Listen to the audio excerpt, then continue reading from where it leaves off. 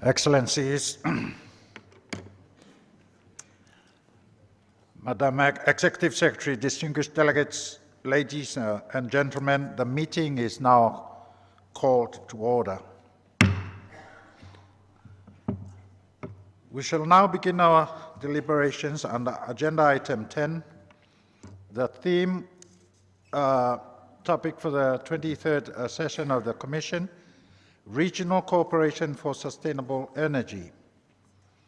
I should like to mention that all panel discussions and roundtables are being webcast live.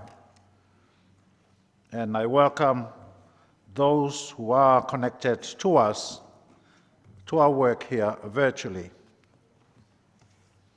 Excellencies, distinguished delegates, the Commission has before it document E/ESCAP/73/7, Enhancing Regional Cooperation for Sustainable Energy in Asia and the Pacific. The document contains a call for member states in Asia and the Pacific to take urgent action to transition their national energy sectors in order to achieve the Sustainable Development Goals, in particular Goal 7, which deals specifically with energy. But before we get to our roundtable, may I invite the Executive Secretary to introduce the findings of the report as summarized in document E/ESCAP/73/7. Your Excellency may take the floor. Thank you, Mr. Chair, for giving me the floor. Honorable Prime Minister, Excellencies, distinguished delegates, ladies and gentlemen. This year's theme study on regional cooperation for sustainable energy in Asia and the Pacific is relevant to all member states. Energy extraction, transformation, and use across our region has an impact on all three pillars of sustainable development. A ready supply of affordable energy is a prerequisite for economic and social development. In recent years, the impact of energy on environment, in particular on the global climate system, has come sharply into focus. This theme study sets out to unravel some of the complexities of the transition to sustainable energy in Asia Pacific. It identifies some of the strategies that the region's policymakers can consider that balance the economic, social, and environmental dimensions of energy and provides a series of recommendations on how to enact a regional cooperation framework for sustainable energy. The sustainable energy challenge needs to be considered in the context of the 2030 Agenda for Sustainable Development and the broader energy sector objectives, as well as its own standalone goal, SDG 7. The adoption of sustainable energy can deliver benefits across many SDGs, including those on poverty, climate change, and health, to name a few. Countries in the Asia-Pacific region face multiple energy-related challenges. They must ensure that energy supplies are affordable and reliable. Many countries dependent on energy imports are dependent on energy imports. Given the outlook of 60% energy demand growth for 2035, finding ways to maintain security and continuity of supply is critical. The ecological and climate impacts of energy must be addressed by reducing fossil fuel use in line with the Paris Agreement commitments. Examining the range of sustainable energy options there are solutions which can deliver against multiple objectives.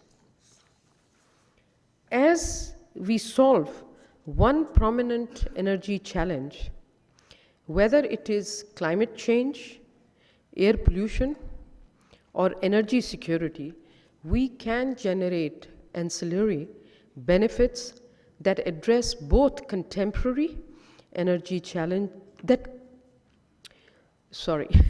address other contemporary energy challenges. Regional cooperation is needed to mobilize and scale up these solutions. I would like to outline several examples of some of these sustainable energy solutions for our region. First, improving energy efficiency can deliver economic and environmental benefits. Many overlapping market failures exist that prevent the optimum use of energy efficient approaches that require shifts in incentives, behavior, and information flow. The Asia Pacific is most energy intensive region in the world in terms of energy per dollar of GDP. Improving energy efficiency requires Asia Pacific countries to overcome market barriers that prevent consumers and companies from purchasing the most efficient equipment and appliances. The International Energy Agency has estimated that energy efficiency alone could give us 40% of the emission saving needed by 2050 to meet the Paris Agreement. Energy efficiency can enhance economic efficiency and productivity, improve the balance of payments by lowering fuel imports and reduce air pollution. A second point that I'd like to mention is that increasing the use of renewable energy can deliver multi-sectoral dividends. Renewables, by substituting fossil fuels, can offer rapid solutions to climate emissions and urban air pollution, particularly when displacing coal. Beyond the issues of climate and clean air, for countries which are dependent on imported fuels or a single energy source, renewable energy offers the prospect of better energy security and improved balance of payments as it utilizes local energy resources such as wind, water, and sun. The steep cost reductions of solar and wind in recent years has meant for many countries renewable energy is the cheapest form of electricity, even without subsidies. For many of the 420 million people without electricity in our region, their isolation means that the power grid may reach them. However, renewable energy and battery technologies have matured to a point where these solutions are transforming the rural electrification sector. Third point I'd like to highlight is that increasing regional energy connectivity through gas pipelines and power grids is key element in the success of the sustainable energy transition. This can promote the expansion of renewable energy, reduce costs, and increase the diversity and security of energy supply. Many Asia Pacific countries, particularly in Central Asia, have gas or hydroelectricity surpluses which can be supplied to other countries. The variability of renewable energy supplies means that their viability improves through connection to multi-country grids which interconnections can provide.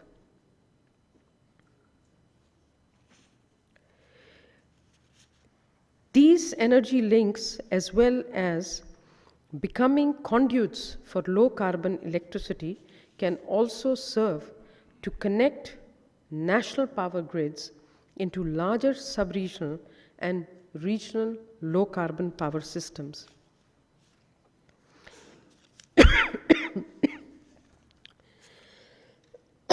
Excuse me.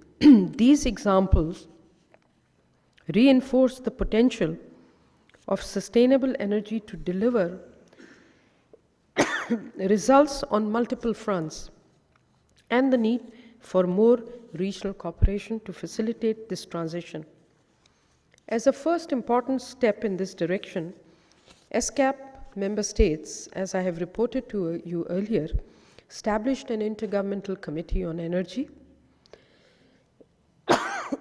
Excuse me. A further step could be the development of a regional cooperation framework excuse me, covering a number of components, including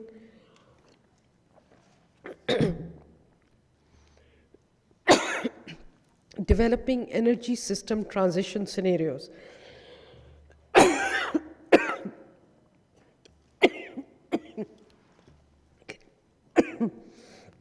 ESCAP can play an important role in the promotion of the new architecture for regional energy governance.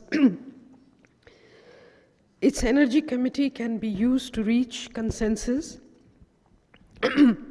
and forge regional agreements. The second Asian and Pacific Energy Forum, to be held in 2018, provides an opportunity for all stakeholders to work together to support this energy transition in the region.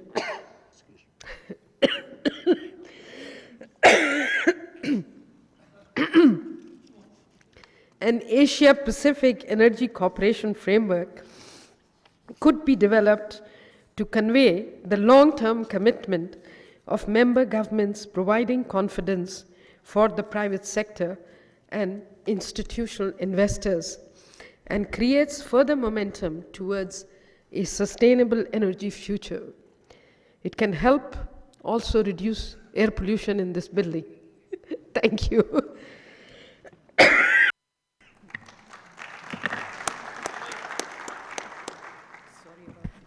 No. Thank you. Thank you very much, Madam Executive Secretary, for your introduction. Yes, there is a lot of energy in the room.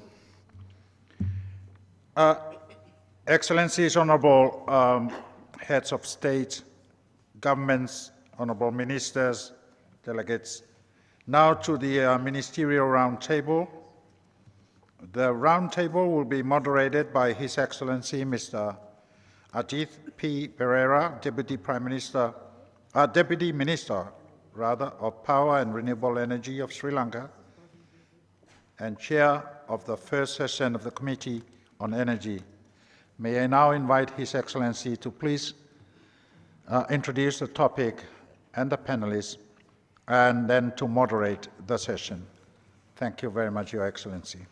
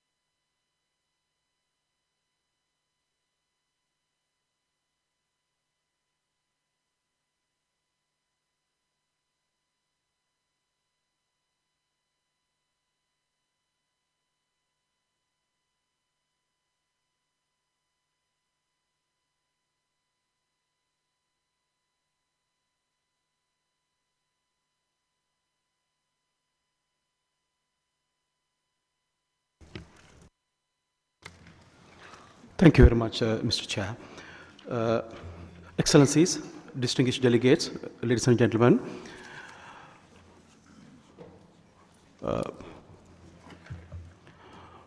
please let me introduce the panelist. Mr. Wensta Zhang, Vice President of Asian Development Bank. His Excellency, Mr. Nazrul Hamid, State Minister, Minister of Power, Energy and Mineral Resources, Bangladesh. His Excellency, Mr. Inel Sopoga, Prime Minister of Tuvalu and Chair of the 73rd session of the Commission. His Excellency, Ghulam Mad Jadwadev, Deputy Minister of Energy, Azerbaijan.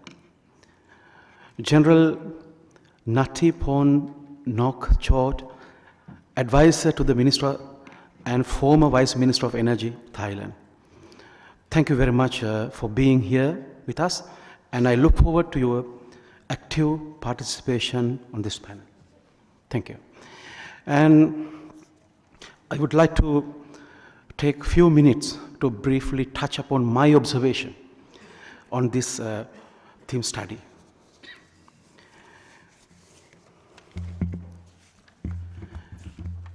In these times where prominent economies in the world are planning for 100% renewable energy future, we in Sri Lanka are planning a different battle.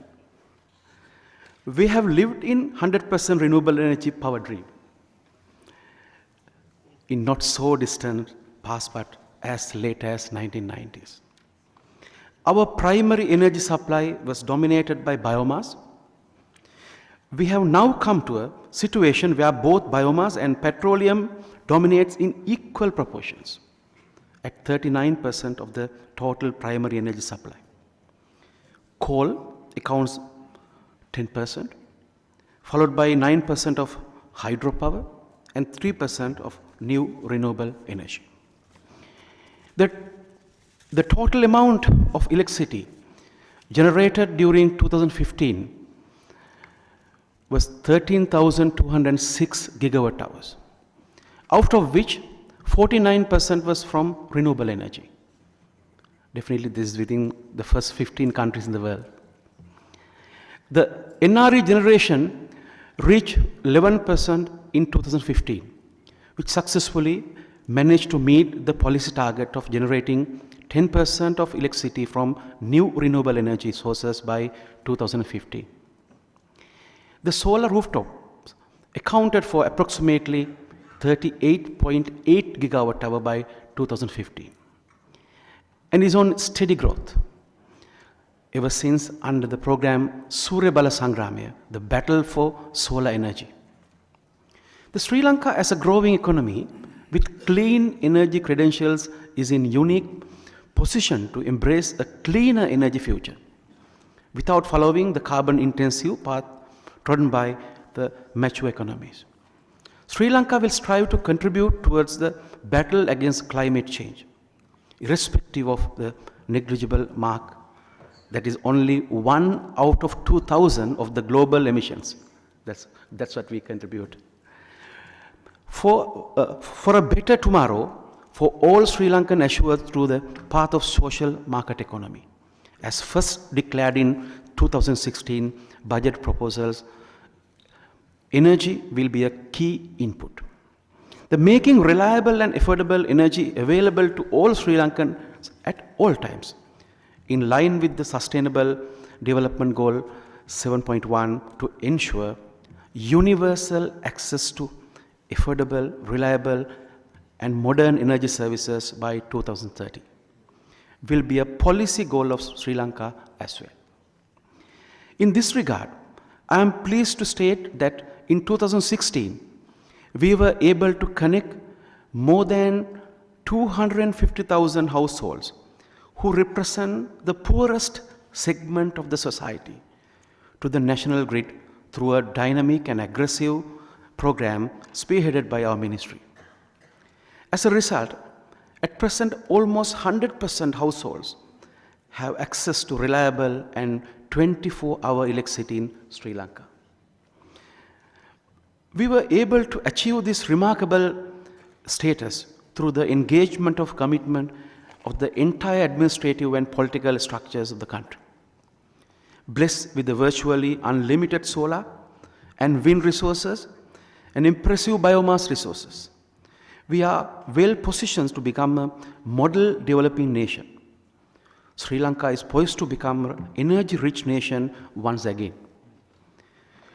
Through the dual thrust of sustainable energy, that is to say, energy efficiency and renewable energy, with the help from multilateral and bilateral regional cooperation, both in terms of knowledge and financial investment. Thank you. And as the chair of the first session of the Committee on Energy, which was held in January 2017 in Bangkok, I would also like to make a few remarks by congratulating Executive Secretary for the organization of first session of the committee, which led to a good discussion on working arrangement of the committee to meet expectation of the member states as an intergovernmental platform. As the theme study concludes with a proposal for a new architecture of regional energy governance, I look forward to having further deliberation on concrete steps towards building a new architecture through the Commission as well as the upcoming second Asia and Pacific Energy Forum in 2018. Ladies and gentlemen, during this session, I would like to ask two sets of questions to the distinguished panelists and then open the floor for questions and statement. I would like to humbly request each panelist to keep their response to about 4 minutes. I know it's very difficult. My first question, His Excellency Prime Minister of Tuvalu. The Pacific Islands is a region where strong political commitments to attain sustainable development have been made, as seen in Samoa Pathway. Recently, the Pacific Regional Energy and Transport Ministers meeting was held in Tonga to discuss regional positions and interventions that will complement national efforts toward sustainable energy for all. Your Excellency, would you elaborate on the effort of the Pacific, how these outcome documents would be aligned to a national energy policies towards transforming the energy sector, and how the Pacific would address some of the challenges towards energy transformation? Your Excellency. Thank you very much, Mr. Moderator. Excellencies, delegates, it is an honor for me to speak as the Prime Minister of Tuvalu in this panel, but also as the President of the SITS-DOC Assembly. This project is for small island developing states in order to reach their targets of energy, particularly renewable energy and energy efficiency. But as we've said in Barbados Plan of Action, MSI, the Mauritius Strategy, but particularly Samoa Pathway, energy is key to the sustainable development of SITS. Samoa Pathway points out that we need durable and genuine partnerships for renewable energy and energy efficiency for SITS in order to achieve sustainable development, but more so to achieve their security and survival. Poverty reduction, as envisaged in all these pathways, including the SDGs and now the Paris Agreement, is critical. But more critical so is the protection and addressing the environmental degradation that has been recognized in the Paris Agreement. There is therefore no other option. There is no plan B but to move to renewable energy mix or energy mix based predominantly on renewable energy.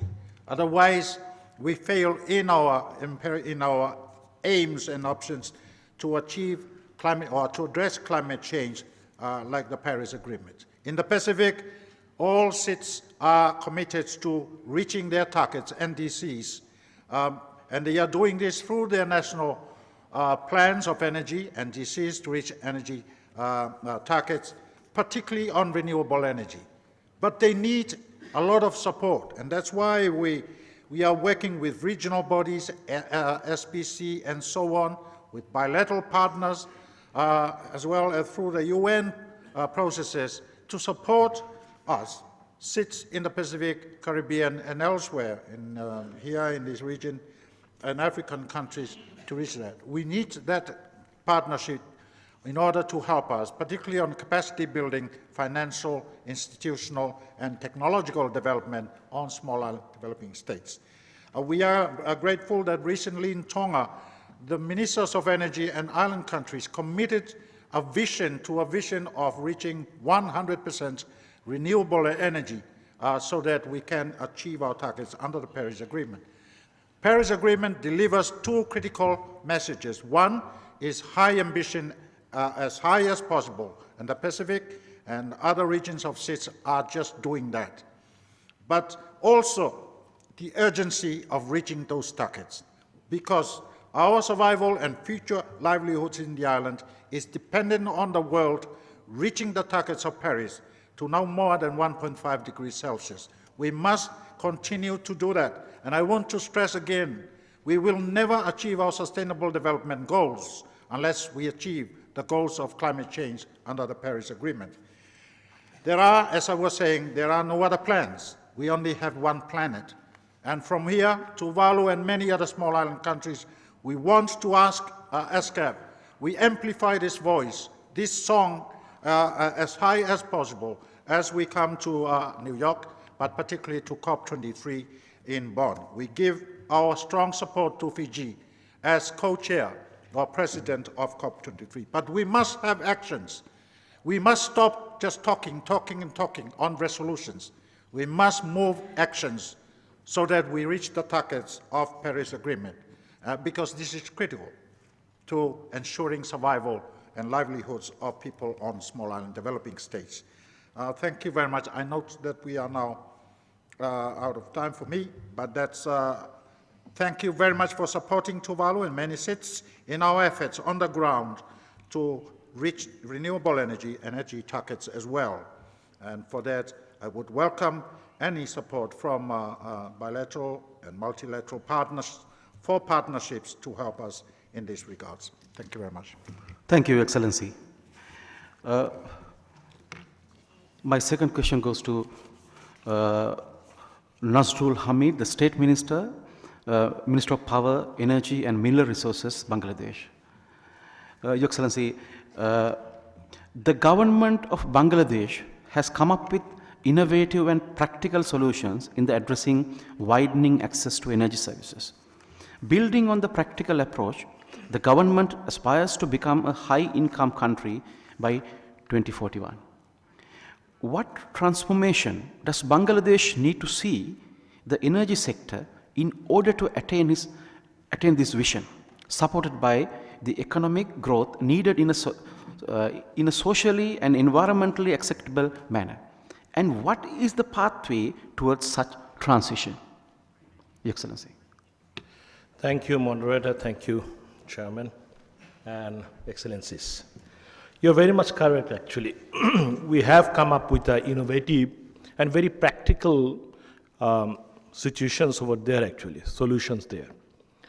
On the rural areas, we have set up a cooperative distribution companies, which are giving electricity in the rural areas. And in the urban areas, we have set up a conventional ways of distribution companies.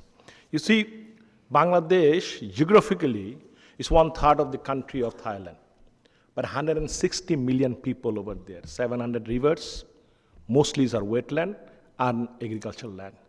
Very highly challenging country to provide electricity for all. But still now on, we have visionized, our Prime Minister Sheikh Hasina has given a vision that within 2021, we want to connect everybody with electricities. And you can see that we have taken a plan within 2018, we'll connect with everybody, all electricity in each of the area of Bangladesh. Yes, have already been achieved. About 85% of our country has been connected with electricity. There are some off-grid areas where the challenge is actually, the islands, and there are hilly areas, where we have taken some initiative introducing the renewable energy. Very less potentiality is there. We don't have much of hydropower there.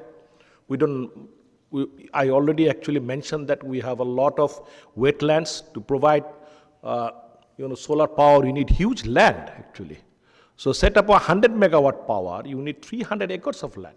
See, we have planned that within 2021, we have to achieve at least 24,000 megawatt. We needed that. Already we have been achieved 15,000 megawatt. But within 41, if we want to become the middle income country, what we have planned on 2021, somehow, whatever it is, we have to produce or generate 24,000 megawatt. That's why Bangladesh has set up a mixed fuel dimension of producing electricity and energy. So, and 41, we have targeted to achieve at least 60,000 megawatt. 10% of that we have kept for renewable energy. And we are trying to connect it with the regional power, where actually we have made more actually effort over there. Bangladesh has become the spearheaded country, taken the leadership of connected with India already. Already we're taking about 600 megawatt from India. We have on the process of signing agreement with the MOU with the Nepal to harness that potentiality of hydropower there. Also, we are on the dialogue of going for a MOU with the Bhutan, also to get electricity from there, because Bhutan and Nepal has got high potentiality of produce at least 100,000 megawatt of hydropower, where Bangladesh can be one of the biggest clients for them actually. What we need is India on board actually. So, but within the last 3 years, we saw a very high potential among the political leaders over there, both of the countries. Our Prime Minister has taken the lead over there, and they opened up the windows. Now we are waiting to open up the doors over there. Thank you. Thank you very much. The Excellency Ghulam Mohammad Jadev, the Deputy Minister of Energy from Azerbaijan. Your Excellency, my question is, the Azerbaijan is a strong proponent of energy connectivity in the region. How do you envisage the role of ESCAP in further promoting energy connectivity in the context of sustainable development? Excellency. Спасибо, господин председатель, за представленное слово. Хочу поприветствовать всех участников совещания. Хочу отметить, что Азербайджан, хочу, во-первых, поздравить с 70-летием эскада, с юбилеем госпожу председателя и всех участников совещания с этим юбилеем. Хочу также отметить, что в этом году также исполняется 25 лет вхождения Азербайджана в состав ООН. Мы тесно сотрудничаем со всеми структурами ООН и будем продолжать расширять эти связи. Коротко хочу идти в историю. Хочу сказать, что Азербайджан Бог не обделил энергетическими ресурсами. Азербайджан является страной, которая первая в мире в 1847 году начала передобывать промышленным способом нефть. В 1950 году Азербайджан первый в мире начал добывать на море, на морском шельфе добывать нефть. То есть Азербайджан имеет глубокие традиции в нефтяной сфере и газовой сфере. Азербайджан являлся в свое время страной огнепоклонников, так как газ у нас исходил из-под земли, и, естественно, с Индии очень много паломников приезжало в Азербайджан для того, чтобы поклониться огню, богу огня. До сих пор Азербайджан, учитывая вот то, что Бог нас не обделил энергоресурсами, Азербайджан сотрудничает со всеми странами-соседями, которыми мы, так сказать, граничим. Это Грузия, это Россия, это Иран, Турция через Грузию. То есть мы построили достаточно газа и нефтепроводов для того, чтобы и через Россию, и через Грузию, и через это, для того, чтобы доставлять наши природные ресурсы в эти страны, а дальше Европа. Азербайджан является одним из главных. Азербайджан, учитывая свое географическое месторасположение, мы находимся на стыке Европы и Азии. И поэтому Азербайджан сотрудничает с более 20 странами Азии. и в большей сфере где-то с Казахстаном, учитывая то, что Казахстан тоже добывает нефть, мы часть нефти через Казахстан поставляем в Турцию и дальше в Европу. Такие большие нефтепроводы, как Баку-Тбилиси-Джейхан и газопровод Баку-Тбилиси-Арзерум, то есть она дает возможность в дальнейшем в 2018-2020 году поставлять в Европу более 10 кубометров газа, а в дальнейшем увеличить это до 30-50 миллиардов. Возможно, роль эскада может заключаться в том, что в дальнейшем страны Азии, как Туркменистан, Казахстан, возможно, через Каспий мы можем, используя наши, так сказать, трубопроводы, поставлять этот газ в дальнейшие другие соседние страны. То есть, в частности, имеется Европа, так как Европа в этом является диверсификацией вот именно газовой составляющей. Также хочу отметить, что здесь больше говорится о системе, об энергетическом секторе. Энергетический сектор в Азербайджане за последние 12 лет мы построили более 17 электростанций. У нас есть сейчас генерация позволяет где-то порядка 2000 мегаватт экспортировать нашу электроэнергию. Мы в дальнейшем собираемся увеличивать, так сказать, эту составляющую. Ну и кроме того, хочу отметить, что сейчас очень большое внимание уделяется альтернативным источникам энергии. В 2009 году при Министерстве энергетики создан такой комитет, агентство, которое занимается вопросом альтернативных источников энергии. Мы за последние годы построили завод по производству солнечных панелей и изготавливаем некоторые оборудование для ветряных, некоторые части от оборудования ветряных установок. И в дальнейшем собираемся расширять это производство. Но учитывая то, что у нас все-таки газы, так сказать, страна, Бог не обделил газа, у нас порядка 98% населения обеспечено газом, учитывая то, что у нас есть эти природные ресурсы. Но тем не менее мы следуем, так сказать, международным тенденциям, и мы считаем, что альтернативные источники энергии надо развивать, и мы работаем в этом направлении. И я думаю, что хотя на данный момент доля альтернативных источников энергии, то есть составляющих где-то около 2%, но это мало, я понимаю, но в дальнейшем мы будем увеличивать этот процент. И еще раз я отметил, что Азия очень большой регион, и я считаю, что, естественно, сотрудничество с эскадо принесет пользу и нам, и вам, и опять настаиваю на том, что одно из моментов, то, что надо использовать все-таки транзитные возможности наших стран, которые расположены на границе Азии и Европы, это даст возможность более, как вам сказать, более полностью использовать потенциал Азии. Спасибо за внимание. Thank you very much for your excellent contribution, Deputy Minister. General Natiporn Han-Shan from Thailand. Thailand recently framed its development policies around the Thailand 4.0 in order to transform the economy towards value-based economy supported by innovation and technologies from an industry-based economy. What changes will be brought to the energy sector in supporting the creation of a value-based economy?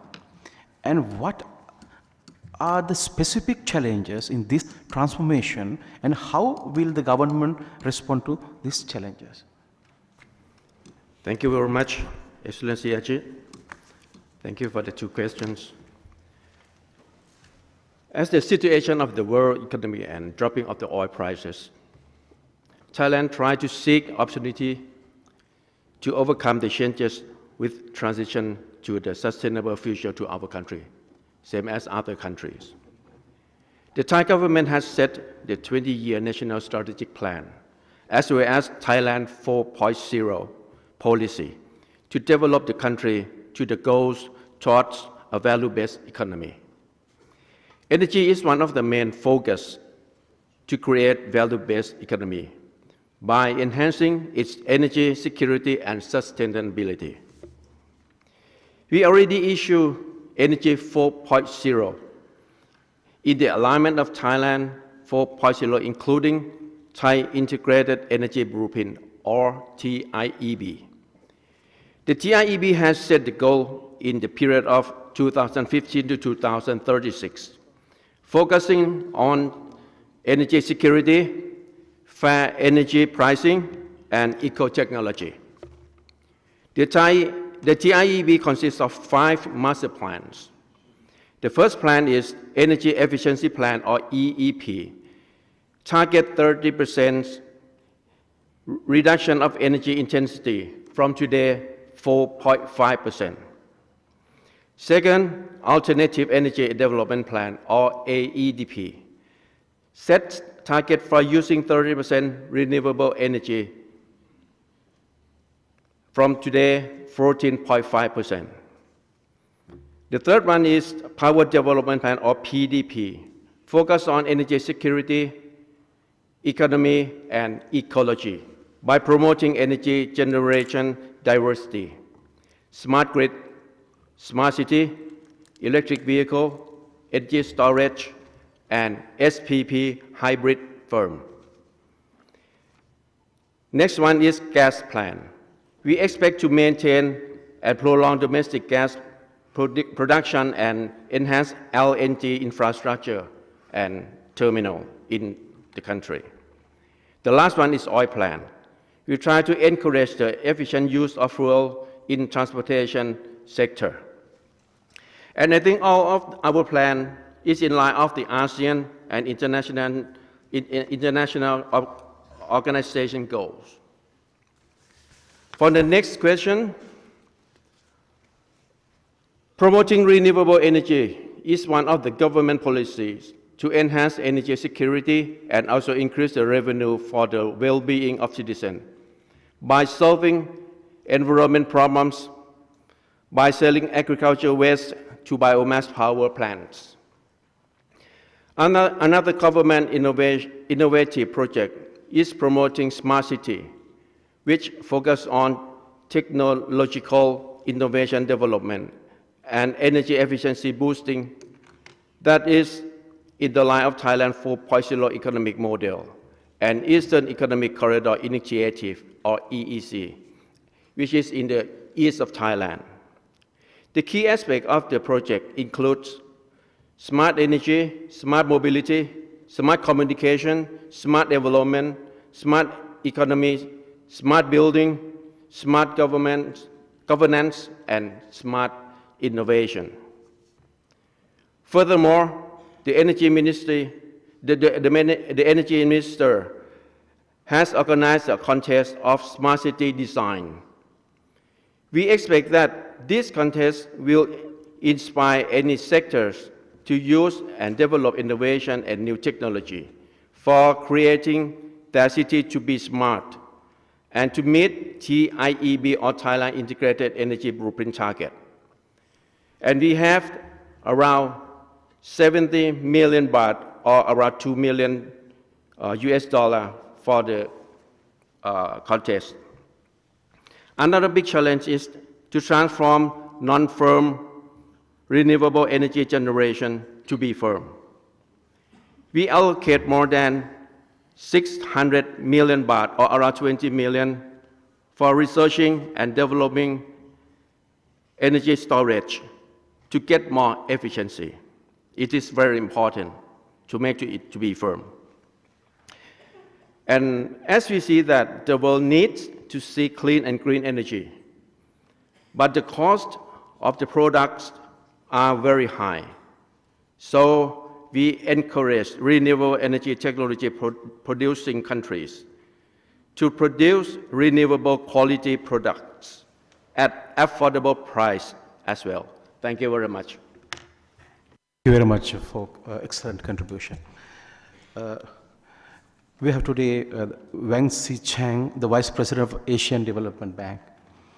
First of all, I would like to congratulate ADB for its continuous service to the region in developing infrastructure in Asia Pacific region for the past 50 years. Even in my country, you have invested a lot in Sri Lanka, and we appreciate that. From the perspective of the Asian Development Bank, what are the changes that bank sees in energy transition, and how would the bank be able to support member economies in addressing those challenges to enable energy system transition? And another question, what are the changes that would be brought in by the bank in developing energy transition programs and the projects? Thank you, Mr. Chair. I'm very pleased. Good afternoon, colleagues. Come back again for this roundtable, Ministers' roundtable for the Sustainable Development for Energy, Regional Corporation for Sustainable Energy. About the challenges, I think we have the first challenge we face in the region is about this lack of energy, right? Some country, even energy crisis, some faced insufficient energy supply, and this is the case for many developing member countries, and also even some countries they have a rich hydropower, but they have not yet be able to develop that resources. So how we address this energy access issue? I think more than 400 million people still in the region have no access to energy, right? That's our data here. And this is something, that the second challenge is about how we really have the transition from the traditional energy to more clean, more renewable energy, right? So the region, in emerging Asia, right, developing Asia, still heavily rely on a coal-fire, the coal for the power generation, with 66% of the electricity generated from the coal-fired power plant in the 2013. So this really will cause, has caused a lot of, environmental challenges, right? A third one, I think, the challenging we face also, this, I think, still the sector, energy sector, rely on investment from public sector. Very often, in many developing countries, right? Still, there's big room for mobilizing more private sector money for the energy sector development.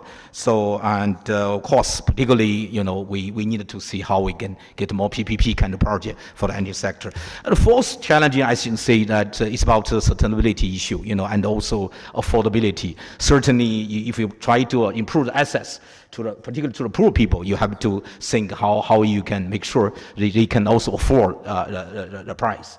But at the same time, in order to get more private sector investment in the sector, you also have to make sure those projects will be also financially sustainable in the coming days. So those are the challenges, and in order to address the challenge, I think the ADB has tried to address through maybe the following area. First, we will try to support energy sector project, right, for the power, generation, distribution, and also transmission. We have done a lot of this kind of project. I can tell you from I don't have time maybe to mention about the figure for, last many years, but certainly energy has been one of the major sector in many of our DMC.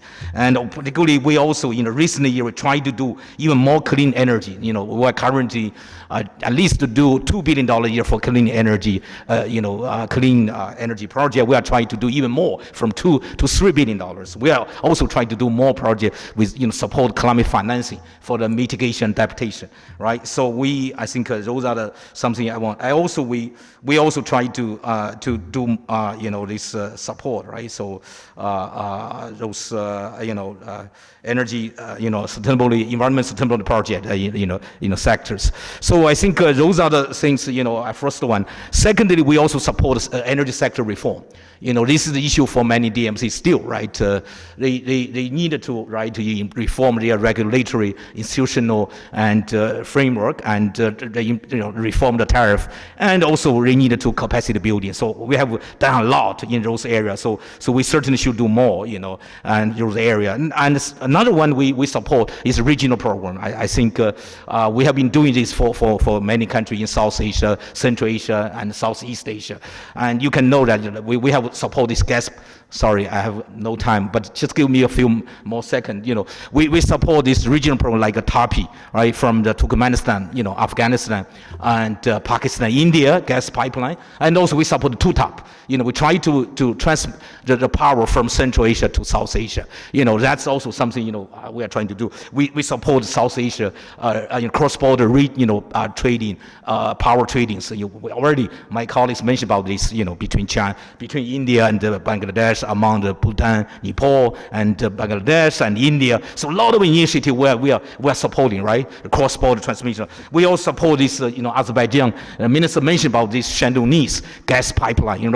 That kind of, we put like $1 billion last year to support this Shandong-Nice, so that maybe after we finish this, the gas can be exported from the Azerbaijan through Turkey to Italy, further to Europe. So you see, colleagues, we have done a lot of things. So I think this is certainly we are looking forward to further support our member countries efforts for more sustainable energy. Thank you, Mr. Chairman. Excellent. Thank you very much. Excellencies, distinguished panelists, the second round. I would now like to ask a second question, which relates to the second Asia and Pacific Energy Forum to be held in 2018.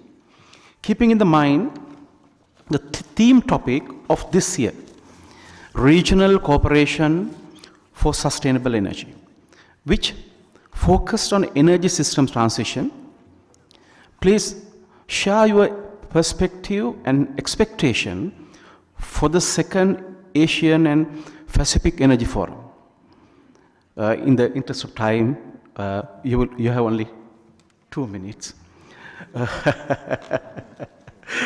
His Excellency, the Prime Minister of Tuvalu. Thank you very much. I think I have only 2 points. 1 minute each.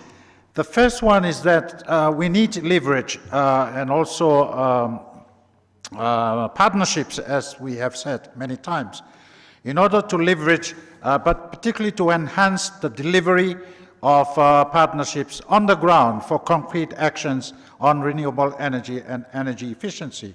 And the PCRI, as I mentioned before, established in Tonga, has that sole purpose to leverage and enhance the delivery of renewable energy and energy efficiency in Pacific SIDS, but also in the other regions of the SIDS. And I think supported by UNIDO and also with governments of Austria, Denmark, and many others, but with the support from the Global Environmental Facility and Green Climate Fund, these are initiatives that can really transform the energy sector in SIDS to more sustainable sources of energy. But we are committed, as we said, we are very, very committed to reaching our targets on sustainable development energy. I encourage all the SIDS to join these partnerships with UNIDO, with other agencies, as well as ESCAP, of course, in order to realize our targets of reaching our vision of 100% renewable energy for sustainable development of small island developing states. Thank you. Thank you. Thank you. His Excellency Nasrul Hamid from Bangladesh. You see, Bangladesh is a strong promoter of the regional cooperation. We strongly believe that our only sustainable energy can be ensured through regional cooperation. While I was saying before, the unique seasonal and fuel diversity of our regional SAC, which has been opened up a new era of regional cooperation, particularly through the adoption of SAC framework agreement and energy cooperation, while our Honorable Prime Minister has played a strong role on that. In this globalized world, we need to support each other. We wanted to grow together, see. And only Bangladesh is no other way to take the support of the regional power sharing. Already our Honorable Wangche from ADB has mentioned the gas pipelines. Bangladesh wanted to connect with the inter-country gas pipelines. You see, they have targeted to export $50 billion of garments because Bangladesh already been the second largest exporter country in the world. We need huge energy and power. So regional sharing can be the only way to meet our problem and meet our challenges. And this forum actually, what you have mentioned, I hope the Asian and Pacific Energy Forum can facilitate to strengthen this cooperation among the member states, and exchange the best practice of the respective countries. Thank you. Thank you very much. His Excellency Jadev from Azerbaijan. Yes. Спасибо, господин председатель.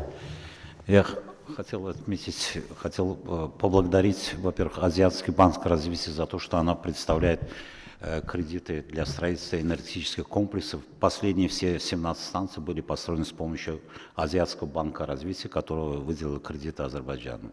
И также, как видите, господин отметил, что и на трубопроводы тоже выделил Азиатский банк развития. Мы благодарны им за это. Я хотел бы еще коротко остановиться на...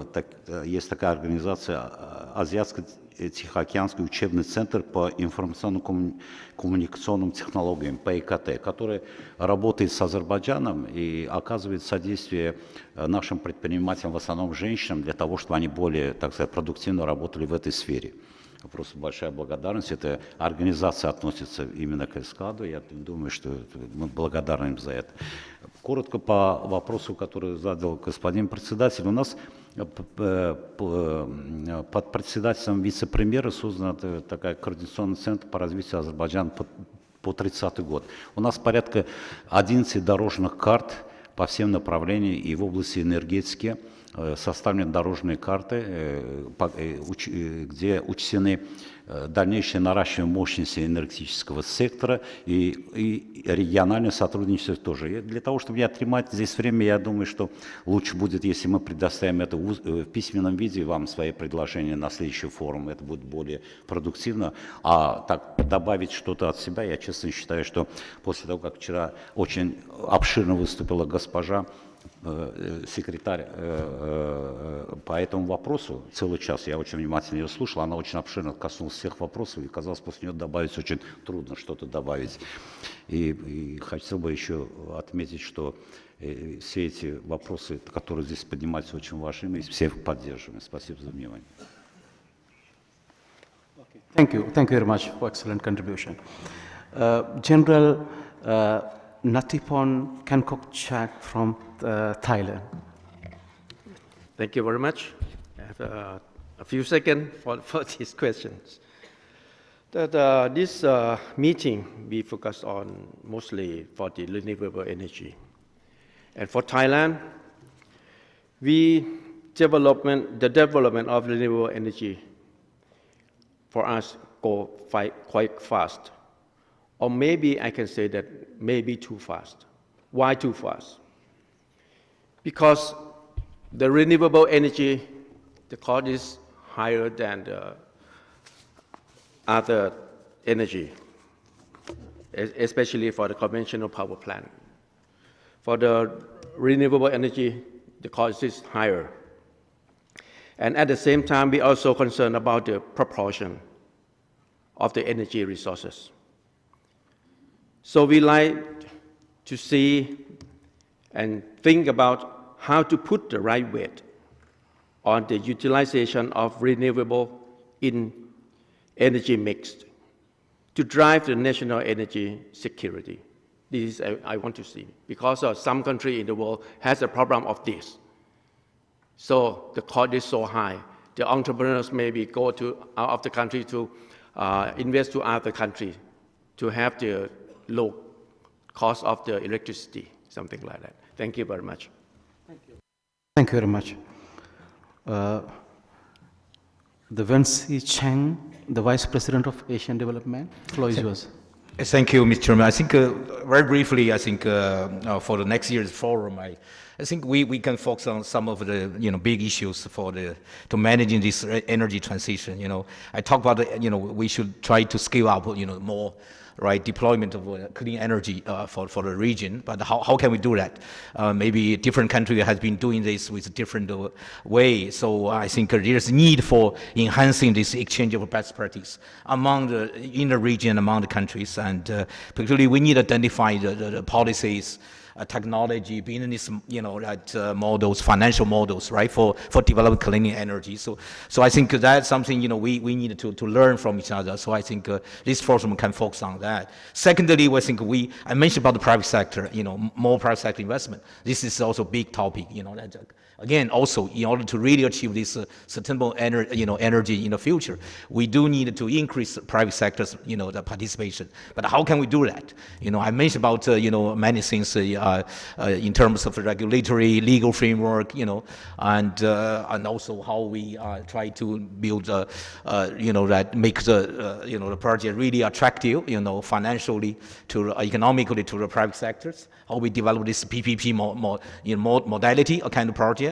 So a lot of things we can think about how we, introduce an innovative financial instrument, right? Something, business model. So a lot of things we should think about. Third area, maybe we should think how we promote this energy sector reform, structure and energy sector reform in many fronts. How we identify those, some of the policy issues, right? So so that the energy sector be really sustainable in many years to come. So I think we can do a lot of exchange of knowledge, capacity building kind of things through this forum. So I think those are the 3 areas I wanted to propose for the forum. Thank you. Thank you very much for your excellent contribution. Thank you, distinguished members of the panel. I trust that the panelists have provided guidance to the Secretariat in setting the agenda for the second Asian and Pacific Energy Forum. I would also like to offer my expectation from the perspective of Sri Lanka. While all the member states have diverse interests, in terms of their expectations, I can see a common line of thinking to which I too should like to attribute on behalf of Sri Lanka. Sri Lanka supports the establishment of a new architecture for regional energy governance based on improving energy efficiency, increasing energy connectivity, policies to promote the energy transition envisaged in the theme study. We look forward for a rapid transition of thinking and action from the energy independence to energy interdependence. Earlier we believe in energy independence. Still we have some belief in that, but now we have to think and we have to transform our thinking from energy independence to energy interdependence. In line with the vision of the ESCAP to achieve inclusive and sustainable economic and social development in Asia and Pacific, I think we all can work together and achieve these goals. Now I would like to open the floor for questions, comments, and intervention by member states. Please keep your intervention short in view of time. That's my duty to control the timing. Any country?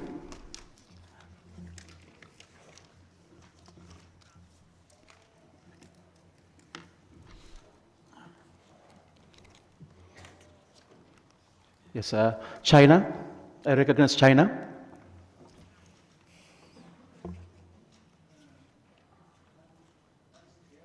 Thanks, excellent guests. Dear Mr. Chairman, distinguished delegations, ministers, ladies and gentlemen, I'm very honored to attend the 730th session of ESCAP. First, I would like to congratulate to all delegates for your great contribution to the energy sustainable development in Asia and the Pacific area. And I would also to extend my sincere appreciation to ESCAP secretary members for their excellent organization of this session. Now, I would like to this precious chance to share China's energy sustainable experiences with members. In recent years, China keeps upholding the new concept ideal of innovation, coordination, greenness, openness, and sharing. We actively promote the energy transition and revolution with the aim of building a clean, low-carbon, secure, efficient, modern energy system. By now, we can see we have made some achievements. First, the energy supply quantity and quality is further improved. China's energy production ranks first for many years. Last year, the production is about 3.5 billion tons coal equivalent, where the non-fossil energy accounting for about 18%.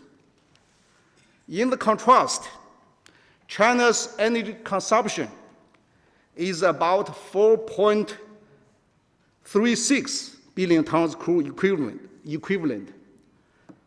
And the energy mix is keeping optimizing. The coal is reduced to about 62%, while the non-fossil is about 13.3%. Our supply side restructuring is very, very good. Secondly, China's energy, green, low carbon, and sustainable capacity is further improved. Our trans-provincial, trans-regional power transmitting lines, oil and gas pipelines, and many other infrastructures have been built or are being built. By the end of last year, Chinese west to east power transmitting capacity is 170 gigawatt. The total length of oil and gas pipeline is 120,000 kilometers.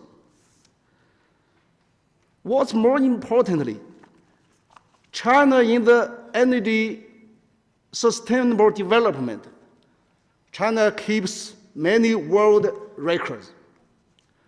Our non-fossil power capacity is about 600 gigawatt. The hydropower is about 332 gigawatt. The wind power is about 147 gigawatt. The solar power is 77 gigawatt. And our renewable energy will keep developing steadily. By the end of 2020, our hydropower capacity will be about 370 gigawatt. The wind power will be over 210 gigawatt.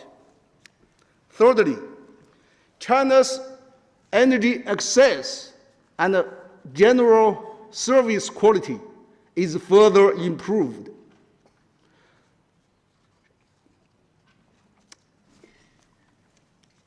Now, China are carrying on some major national projects, such as the rural power grid projects, the solar PV project for poverty alleviation, And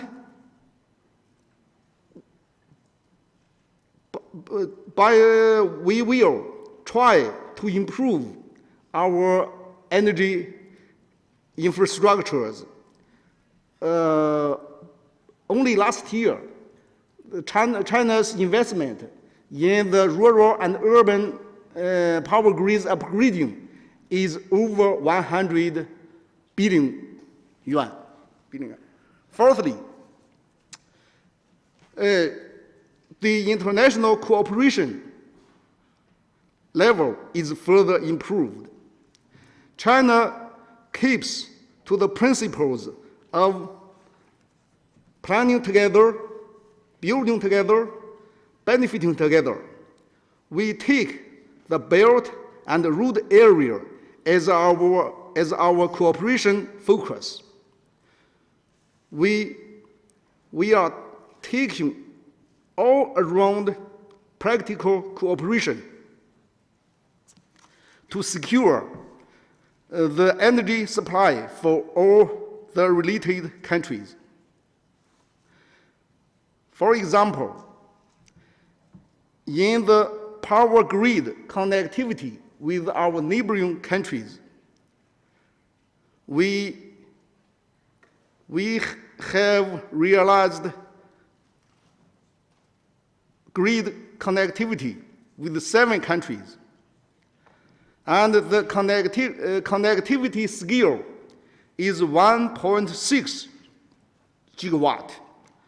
China imported electricity is about 4.7 TWh, trillion watt hour, while exporting electricity is 3.2 trillion watt hour. Through our power grid connectivity, we realize the mutual. There's a time. Sorry, I will cut it soon. Okay, we will cut. We will secure our energy security. Ladies and gentlemen, China is willing to play an active role together with our ESCAP members. We will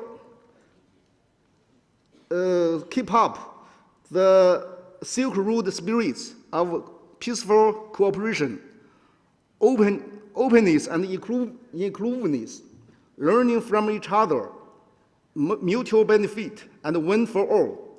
We will actively support and take part in the energy connectivity in Asia and the Pacific areas.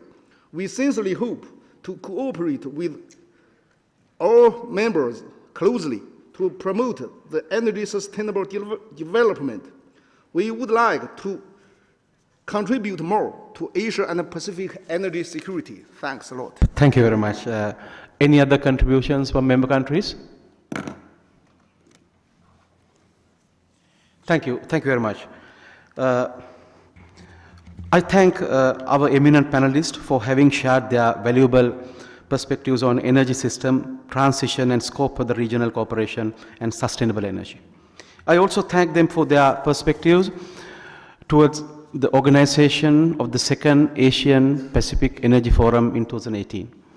I expect that 2018 APEF will bring the energy transition agenda to a more concrete form of regional cooperation mechanism. Thank you very much.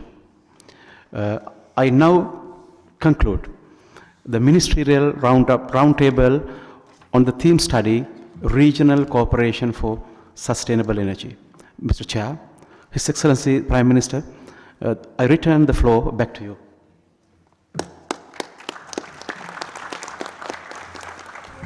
Thank you.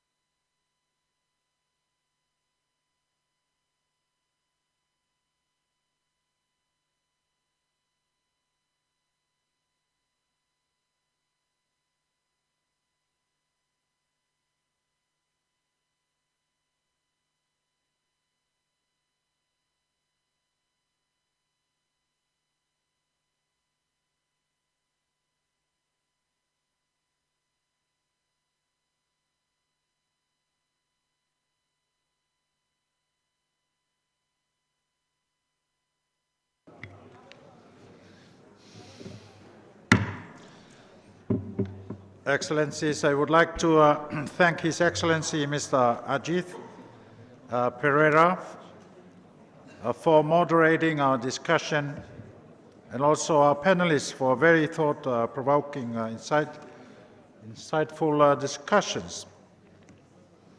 Thank you too to Your Excellencies, the delegations, both here and in various cities, for your participation.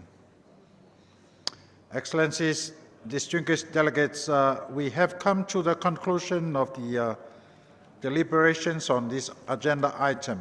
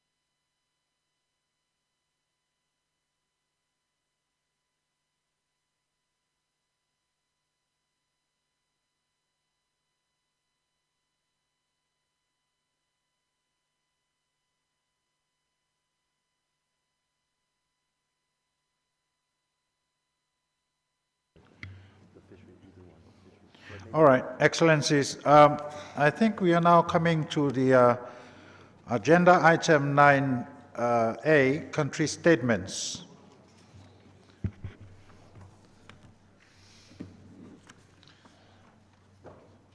That's right, policy issues for the Asia-Pacific region, inclusive and sustainable economic and social development in Asia and the Pacific through regional economic cooperation and integration. Excellencies, the meeting now will hear country statements, and we shall now continue or rather begin our deliberations on this agenda item. I would like to urge all speakers to help maintain the discipline of the 5-minute time allocation so that all delegations may have enough time to deliver their statements.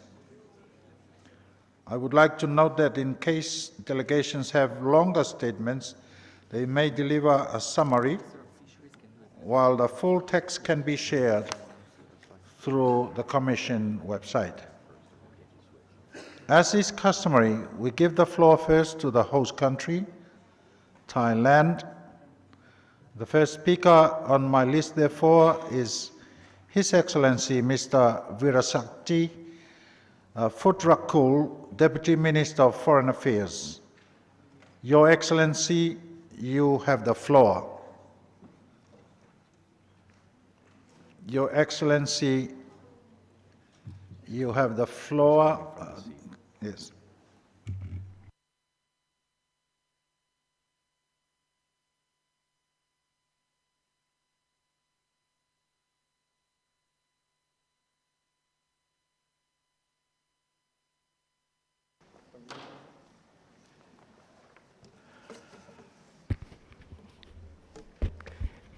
Mr. Chairman, Excellencies, distinguished delegates, ladies and gentlemen.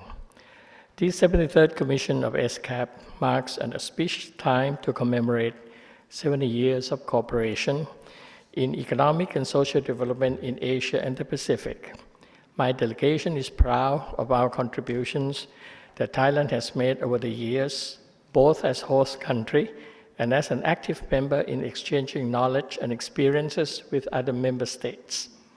Excellencies, I wish to thank the Secretariat for its report on enhancing regional economic cooperation and integration in the Asia-Pacific. The report provided an excellent overview on the Asia-Pacific's progress and lessons learned, as well as challenges on how regional and economic cooperation and integration can support the implementation of the 2030 Agenda for Sustainable Development. The rising importance of the Asia-Pacific economies relative to the advanced markets of North America and Europe, and the increase in protectionist trends in the traditional export markets highlights the need for an even closer economic cooperation and integration in the Asia-Pacific region. This economic cooperation and integration, as rightly pointed out by the report, will present itself in terms of an integrated market, seamless connectivity, both through hard and soft infrastructure and ICT, enhanced financial integration, and energy cooperation. It will also need to rest on our shared responsibility for our shared vulnerabilities and risks, be they natural and man-made disasters, political and socio-economic fragility, as well as the rising expectations of the expanded middle class, the poor, and the marginalized. No country can take on all these challenges alone. Countries in the Asia-Pacific region, therefore, look to ESCAP as the largest intergovernmental organization in the region to work together with sub-regional bodies such as ASEAN, SAARC, ARCMEX, PIF, to promote complementarity and synergy, and to ensure that all our deliberations conducted and resolutions adopted actually get translated into concrete action to make a real difference on the ground to our communities and peoples. Excellencies, while looking to ESCAP to serve as a regional platform to enhance further economic cooperation and integration for an inclusive and sustainable development, Thailand is also doing our part. The Thai government has prioritized the need to provide our people with better access to social and economic opportunities, as well as assistance in access to justice for all. The duties of the state to provide social and economic provisions are clearly outlined in the current constitution. These include reforming the tax system to ensure better income distribution, enhancing agricultural productivity and land distribution, measures to ensure a more equitable sharing of benefits from economic growth and integration for everyone, providing 15-year free education, equipping human capital with essential skills and labor protection, improving access and quality of universal health care coverage, providing legal assistance to the poor or the underprivileged for better access to justice. We have also made good progress in formulating the 20-year national strategy, which will be a roadmap for Thailand to become a developed country with security, prosperity, and sustainability through a development approach guided by the sufficiency economy philosophy, whose author was our late King Bhumibol Adulyadej. 4 of the 6 frameworks under the strategy are on inclusive and sustainable economic and social development. They focus on national competitiveness, human capital, equality, green growth, and development. As small and medium enterprises make up more than 95% of Thai industry, the Thai government has increased support to our local SMEs and cooperatives, added value to local products, allocated village funds, and promoted collaboration between communities, civil society, and private sectors to enhance the well-being of our communities across the country. At present, the Thai government, in order to modernize the Thai economy, has adopted Thailand 4.0 policy to enhance innovation and the country's ability to benefit from ICT. The Thai government will further strengthen our internet infrastructure to create an enabling environment for innovation and development, empower communities, reduce inequality between urban and rural areas. To this end, 35 billion baht, or about $1 billion, has been allocated to connect broadband internet to some 40,000 villages which remain unreached by the private service providers by the end of this year. The Thai government also intends to reach out to the poor and the most vulnerable through our registration scheme to assist those who are truly in need, instead of providing blanket support. Last year, approximately $500 million was provided to 7.5 million registrants through our national e-payment system. The deadline for this year's registration was last Monday, and it is expected that the number of registrants this year will be around 14 million, or doubling that of last year. In 2017, this registration scheme will seek to subsidize basic utilities and transportation for registrants. Those who live under the national poverty line of $850 per annum will get extra support to help them to earn more income. The Thai government is not doing this alone. The private sector is also taking part in reducing inequality through human capital development. The Pracharat School Project is an initiative under our private-public collaboration mechanism that aims to improve the quality of 7,404 schools from every sub-district in the country so that upcoming generations will be able to shape their own futures and contribute to our national development.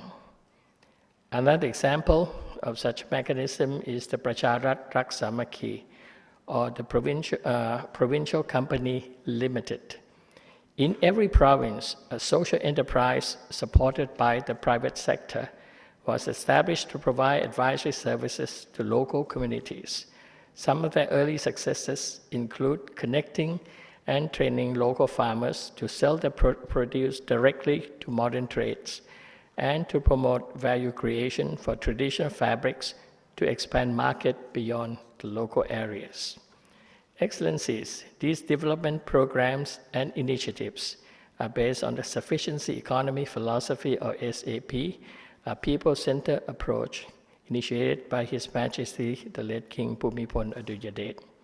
The core of SEP is the principle that development must start from the people. Once members of the society are strong enough, they can help to strengthen communities and subsequently the country. This is called the explosion from within. If we were to apply this concept at a regional level, together we can make Asia and the Pacific more inclusive and sustainable. Thailand would like to further promote South-South and trilateral cooperation with more countries in the region under SEP for SDGs partnership in areas such as community development, agriculture, healthcare, water management, fisheries, and land management. We have made progress as the coordinator of ASEAN to promote complementarities between the ASEAN Community Vision 2025 and the 2030 Agenda of the United Nations. A number of projects and ideas have been proposed by our partners, including ESCAP, UNDP, UN Women, and the World Bank. Additionally, Thailand is a prime mover on promoting approaches to inclusive and sustainable development under the Asia Cooperation Dialogue, or ACD. Thailand is also presently the coordinator on sustainable development under the Conference on Interaction and Confidence Building Measures in Asia, or SICA. Thailand also will host the ASEM Symposium on Interregional Partnership for Sustainable Development during 25-26 May of this year. We are also pressing ahead to enhance regional connectivity through the East-West Economic Corridor and North-South Economic Corridor. Excellencies, Thailand has been what we can to promote inclusive and sustainable development at home as well as beyond our borders. However, regional economic cooperation and integration needs to be enhanced further in order to realize inclusive growth and sustainable development for the Asia and the Pacific. We therefore support ESCAP's work in promoting region-wide connectivity, which we believe will help facilitate more mutually beneficial trade and share prosperity in this region. leaving no one behind. Thank you very much for your kind attention.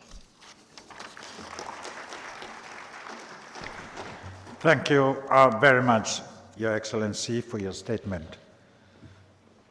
Excellencies, I must excuse myself now because of the pressing engagements, and I want to request Vice Chair, His Excellency Honorable Semi Koroila Visau of Fiji, to please assume the duties of the chair in the interim. Kindly take the chair, Honorable Semi Koroila Visau, delegation of Fiji. Thank you very much.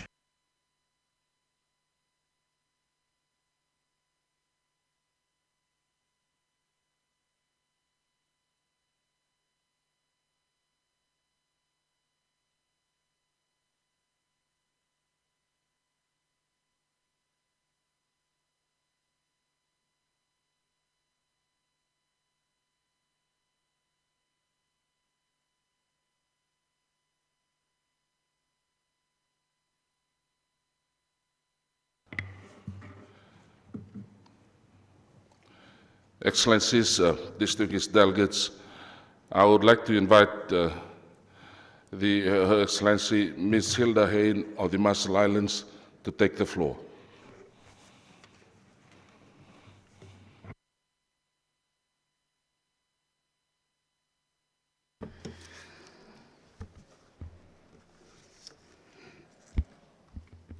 Honorable Chairman, Excellencies, and fellow leaders, Under Secretary General and Executive Secretary, distinguished delegates and participants. I have the honor to bring you the warm greetings of Yahweh on behalf of the government and people of the Republic of the Marshall Islands. I would like also to recognize the government and people of Thailand for their warm hospitality demonstrated to the Marshall Islands delegation and myself since our arrival. ESCAP serves as an important regional umbrella in the UN system, not only to bring forward the unique sub-regional voices from the Pacific small island developing states, but also to engage with our larger regional Asia-Pacific setting. It is particularly important that the world's attention is turning to implementation of our recent multilateral achievements at the UN. While the political achievement of these outcomes is a true diplomatic success, the hardest work for all will be turning words into action. It is important that our efforts at this meeting are focusing on boosting renewable energy and efficiency. This is an important goal for all nations, not only to curb harmful emissions under the Paris Agreement, but also in our own economic self-interest. In the Pacific Islands sub-region, the Marshall Islands and many others have both small-scale economy and a remote geography.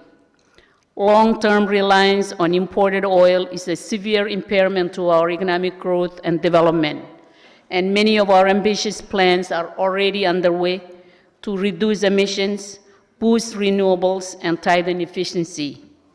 The SDGs are a truly ambitious package, owned and reflected of the global community. These early stages of implementation are a critical opportunity to make important connections with our national strategic plan, regional frameworks, and small island developing states specific platforms like the Samoa Pathway. We are supportive of efforts underway, including with ESCAP, to draw these close connections. However, as a nation which is highly reliant on international assistance for much of our core budget, it is imperative that our closest partners also work with us to collaborate and integrate.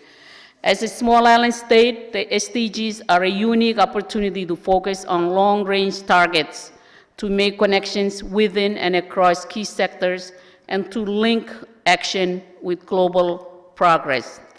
We are currently integrating our forthcoming national strategic plan development with key SDG targets and indicators. It is likely that SDGs will be embedded as a core component of our national planning and development, and where in early planning efforts we might have had gaps, the SDG components may now help to reinforce our efforts, serving as important tools with firm national ownership. However, we must ensure that the SDGs work for us and not the other way around. As a small nation, and one which only recently has moved towards enhanced national planning, the SDGs have to be implemented in an island-relevant context. All nations, especially in the larger Asia-Pacific setting, will need to tailor SDG implementation strategies to national structures. But SIDS must be the most obvious reminder on how one-size-fits-all approaches will fall short of success. And here, our data capacity gaps are particularly relevant and risk becoming overwhelmed by the complex SDG structure. We welcome recent efforts by the UN system, including through ESCAP, in providing more focused attention on SIDS' unique challenges and opportunities. In particular, the new regional task force involving Pacific Island Forum members, UN bodies, and regional crop agencies, among others, is pursuing a Pacific SDG roadmap which integrates the global direction of travel with our island strategies and priorities. This is an important step forward, but deserves sustained and strengthened effort over time, because as any good policymaker can tell you, successful implementation must involve continuing monitoring, review, and adjustment. I also speak to you 3 weeks before a major UN high-level meeting in New York on oceans and SDG 14. For the Marshall Islands and many other Pacific SIDS, sustainable oceans and fisheries are our primary pathway to economic growth and self-reliance. We are 99% water, and with our neighbors, are home to some of the world's largest commercial tuna fisheries. This is a major global food security source and a point in which much of our total economic future may rise or fall. At present, we realize only a very limited economic benefit from our primary resource, but there is strong potential for a future transformative shift. And while there are some highly unique impacts for Pacific SIDS, this is also in the context of commercial effort from the wider Asia-Pacific region. For too long, the UN General Assembly and UN system have focused on oceans only as an isolated silo, even though it covers 2/3 of the world's surface. The rightful focus of oceans as a primary sustainable development issue should lead to further work to better integrate sustainable oceans into wider policy making. And without greater political will by all to better address oceans, we risk robbing our youngest and future generations of Pacific Islanders, and indeed the world, of a vital lifeline. In closing, the Marshall Islands stand ready to work with UN ESCAP member countries in moving forward the Asia-Pacific region. Thank you. Komoltada.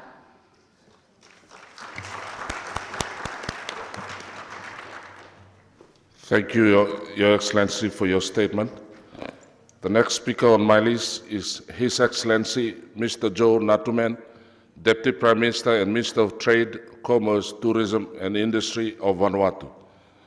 Sir, you have the floor.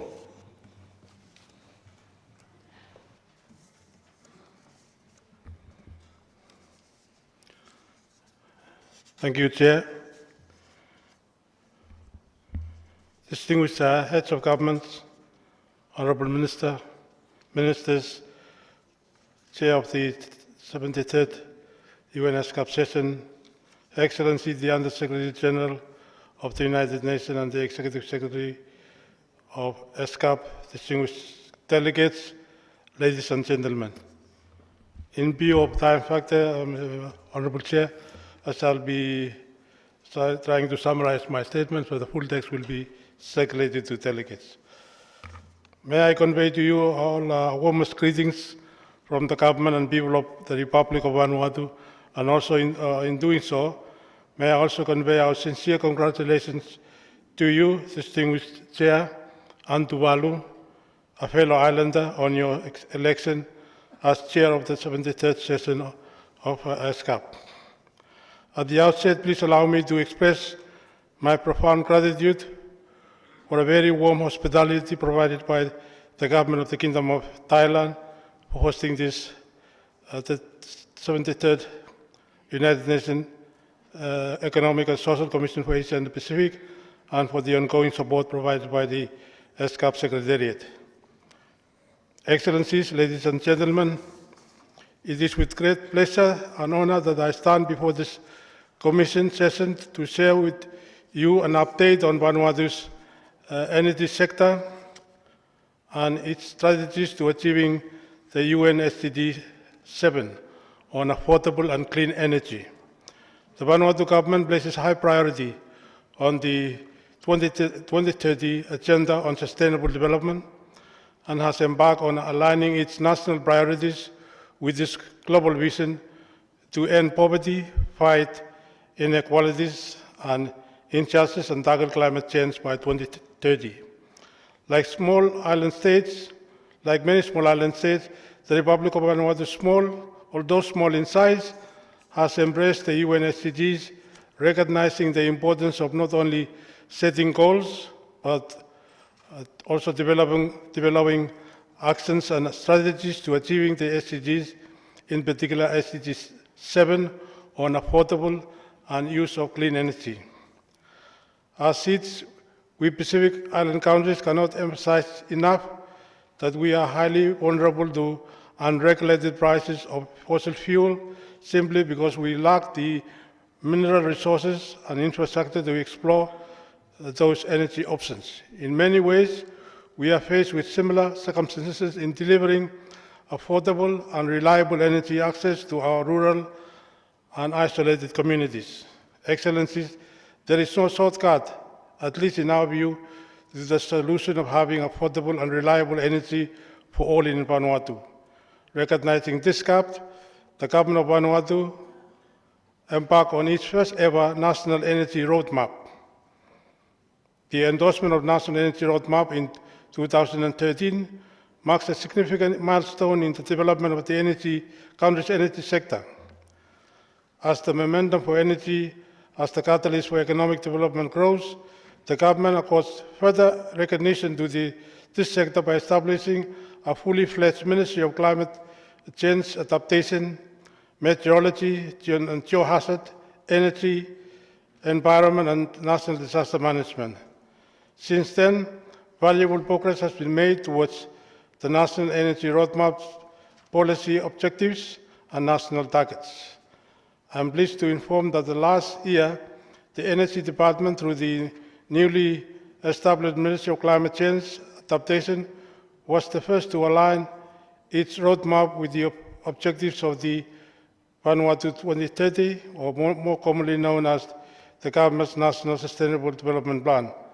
This goes on to reflect the steps taken at the national level to realize the ambitious vision of achieving affordable and use of clean energy by 2030. The updated National Energy Roadmap sets out new policy objectives and national targets for the renewable energy,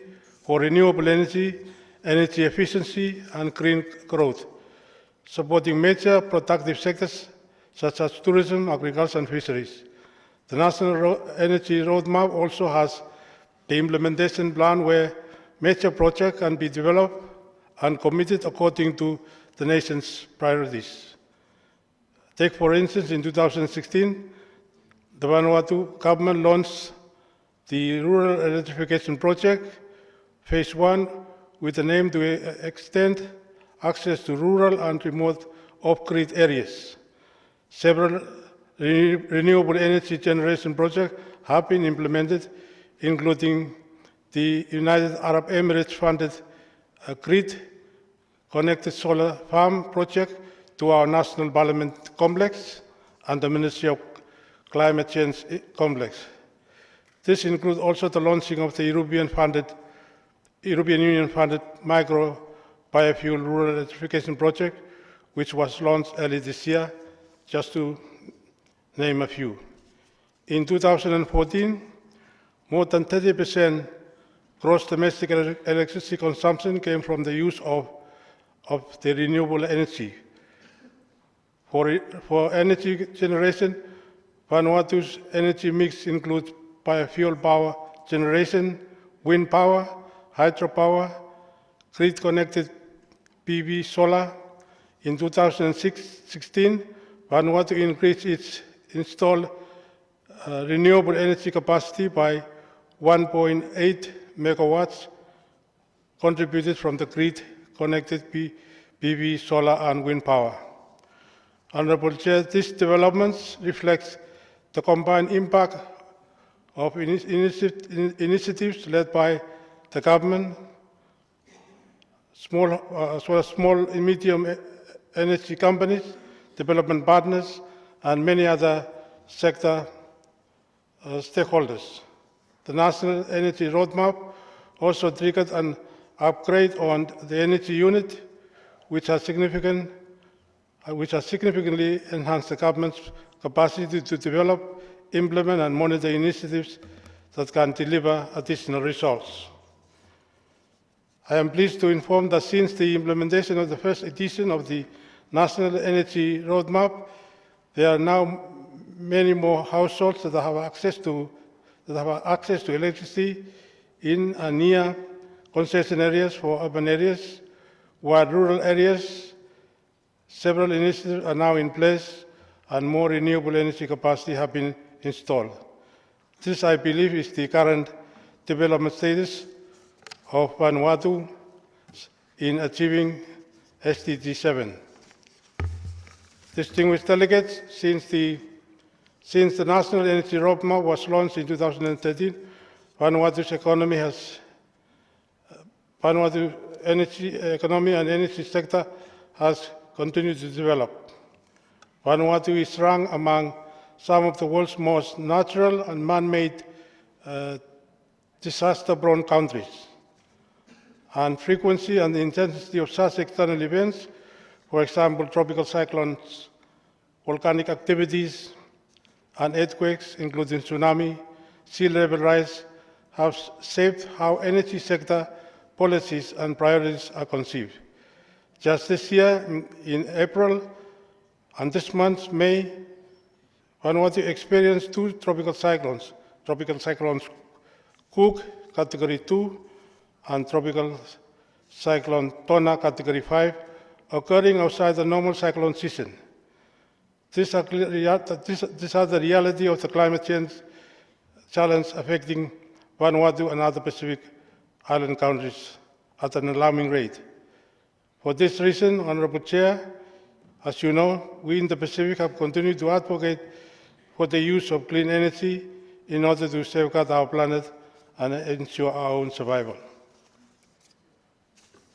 Excellencies, distinguished delegates, ladies and gentlemen, the Government of the Republic of Vanuatu has decided on a national energy roadmap which sets out clear and achievable goals, which is well aligned with the country's National Sustainable Development Plan in an effort to achieve the SDG Goal 7. The task before us is huge, and we call on the international community, and in particular the UN ESCAP, to continue supporting member countries in the region with challenges in achieving the 2030 Agenda on Sustainable Energy Development. With that, Honorable Chair, I wish to thank you for your attention.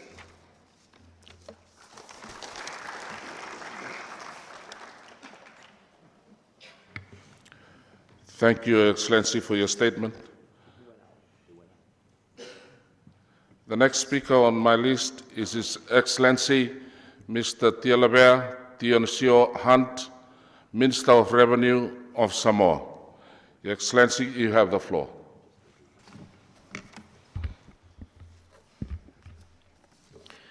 Mr. Chairman, Excellencies, distinguished delegates, ladies and gentlemen. At the outset, we would like to offer our congratulations on the 70th anniversary of the Commission This milestone will help guide us to reflect on what lies ahead, particularly in the search for solutions to address diverse challenges that we face in our region.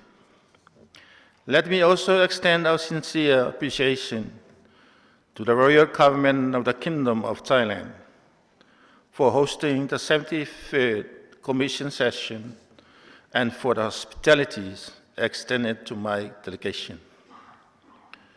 The thematic focus this year on the importance of regional economic cooperations and integration to advance the 2030 agenda in Asia and the Pacific is commended and strategic.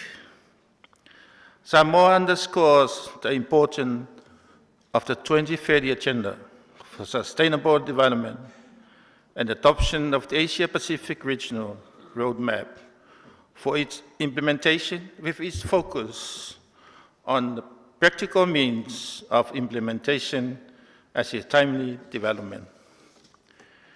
It prioritizes thematic areas including energies and inclusions of implementation arrangements and progress tracking process occur well for this regional platform. Similar developments are progressing well at the Pacific sub-region level, with the active involvement of the Pacific Office giving support to the implementations and integration reporting of Agenda 2030, the Samoa Pathway, as well as the country-level roadmap. Regional cooperation integration can advance implementation of the Sustainable Development Goals by generating opportunities for enhancing employment across the region, thereby contributing directly to the decent work and economic growth, Goal 8, industry, innovation and infrastructure, Goal 9, and affordable and clean energy, Goal 7. It also strengthens the means of implementation and contribution toward revitalization of global partnership for sustainable development, Goal 17. We acknowledge with appreciation the work carried out by ESCAP for capture win-win situation, especially the opportunity for nexus thinking and synergies. We do agree that access to affordable, reliable and sustainable energy is crucial to achieving many of the sustainable development goals. One of the key ways by which to enhance regional cooperation and integration is to build on existing bilateral intergovernmental agreements, to realize the vision of seamless connectivities in the areas of transport, ICT, and energy. We acknowledge the staging by ESCAP through the Pacific Sub-Regional Office of the Financing for Development Country Workshop for Sustainable Infrastructure in Apia in February this year.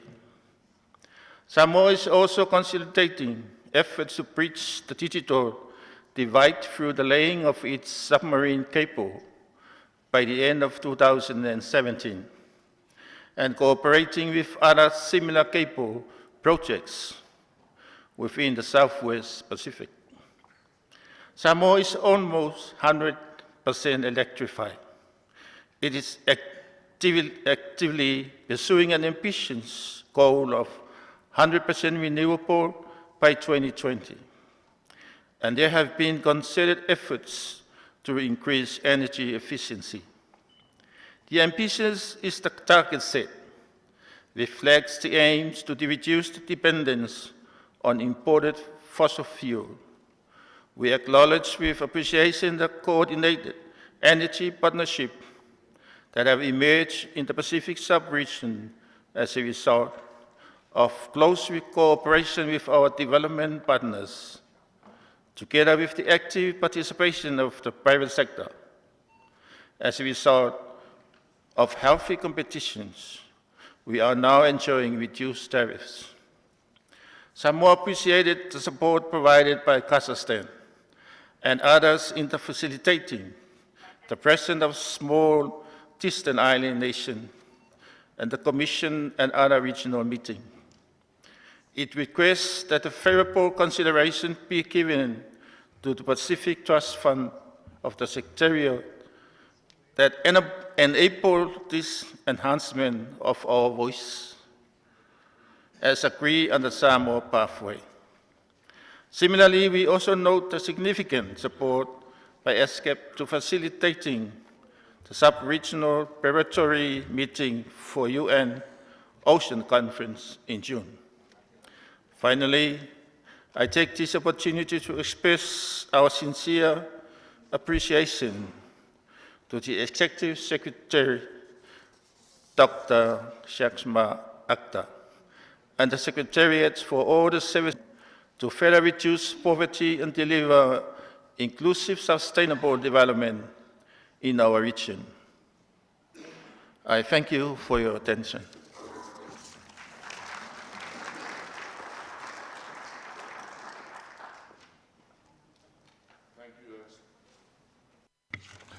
Thank you, Your Excellency, for your statement.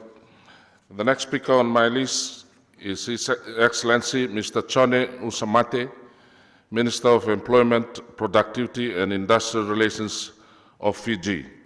Your Excellency, the floor is yours.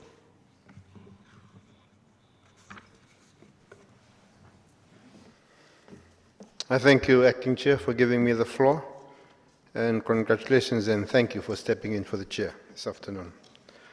I have no doubt that you will successfully steer the current session of the Commission to a successful conclusion. I also wish to convey our appreciation to the government and the people of the Kingdom of Thailand for their customary hospitality.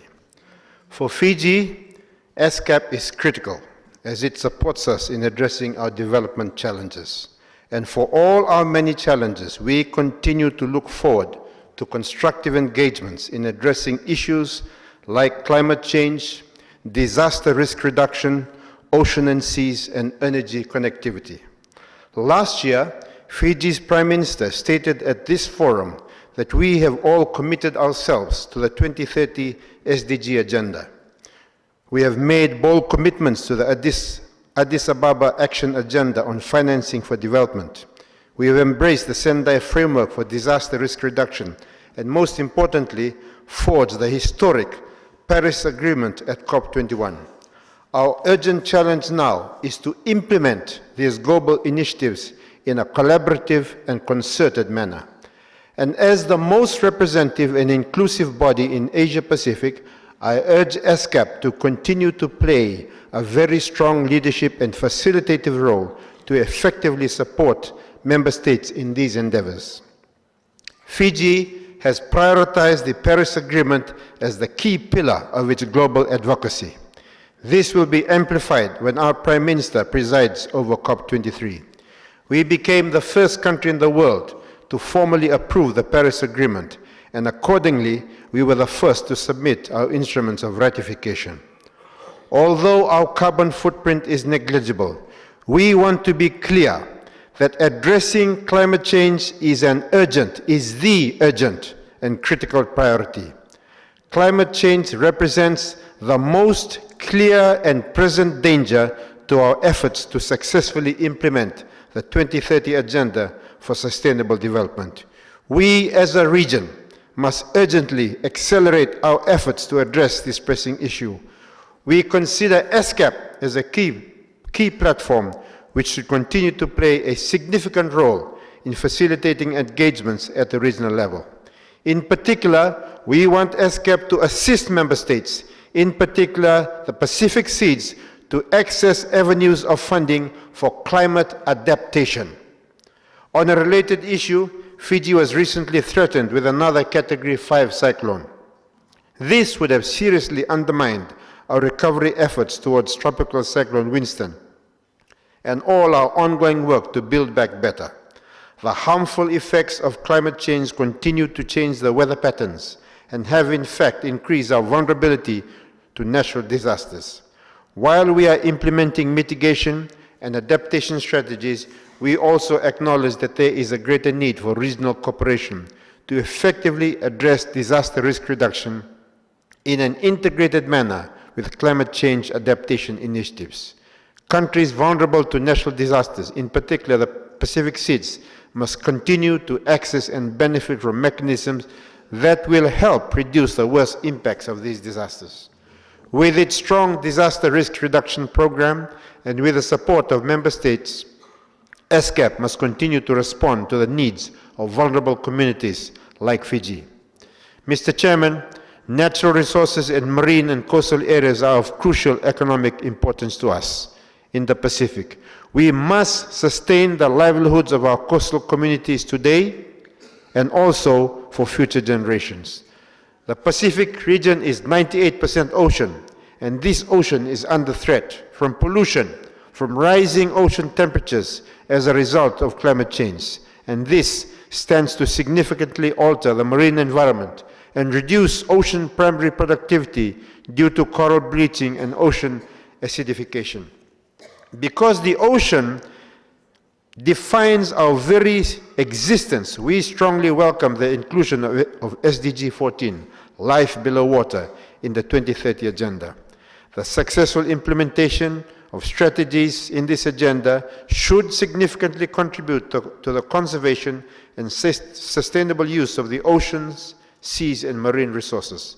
In this regard, Fiji is pleased to co-chair with Sweden the UN conference in support of the implementation of SDG 14, which will be held in New York from the 5th to the 9th June 2017. I call on all members and associate members to support this conference and for all of us to make voluntary commitments to support the implementation of SDG 14. Fiji is also sponsoring a resolution on strengthening Asia-Pacific support for the UN conference in support of SDG 14. On Friday, 19th May from 9 to 10 a.m., we'll be hosting a side event on the oceans and seas in Conference Room 4. The resolution and the side event indicate our own determination to place this issue on the regional and global agenda, and I call on you all to give this resolution your support. And I also invite you all to our side event. Mr. Chairman, infrastructure for affordable and clean energy and connectivity is another pressing issue for us. So I thank ESCAP for this year's theme, Regional Collaboration for Sustainable Energy. Fiji would like to see more initiatives on clean and affordable energy to lessen our dependence on imported fuels needed for electricity generation and transport. Heavy reliance of imported fuels, coupled with other factors, undermines our resilience and sustainable development prospects.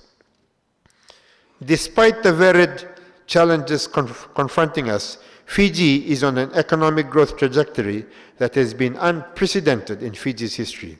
We are improving and building new infrastructure to increase access to our rural and remote communities through our national platform for disaster risk reduction and climate change adaptation. We are building resilient communities. ICT connectivity has been widened to bridge the digital divide. Our rural electrification coverage continues to increase, with more Fijians joining the national grid, while others are supplied via renewable energy-based off-grid systems. Free education continues to be provided to those who cannot afford it. Mr. Chairman, I also wish to highlight the commitment and support from our leaders at the 4th Energy and Transport Ministers meeting last month in recognizing the importance of implementing energy efficiency measures to improve our respective small islands' energy security and resilience. Energy efficiency implementation in many Pacific cities is still fragmented and not given due recognition. Furthermore, the absence of appropriate legislations and regulations in the energy sectors of PCIDs is often regarded as a key barrier for the provision of energy services. However, I am pleased to say that the Cook Islands, Kiribati, Samoa, Solomon Islands, and Tonga will soon join Fiji in implementing their own minimum energy performance standards labeling energy efficiency program. I thank you, Chair.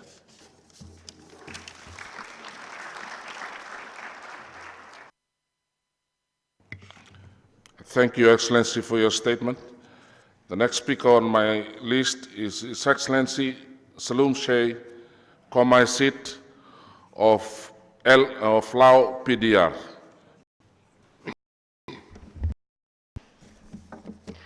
Thank you, Mr. Chairman.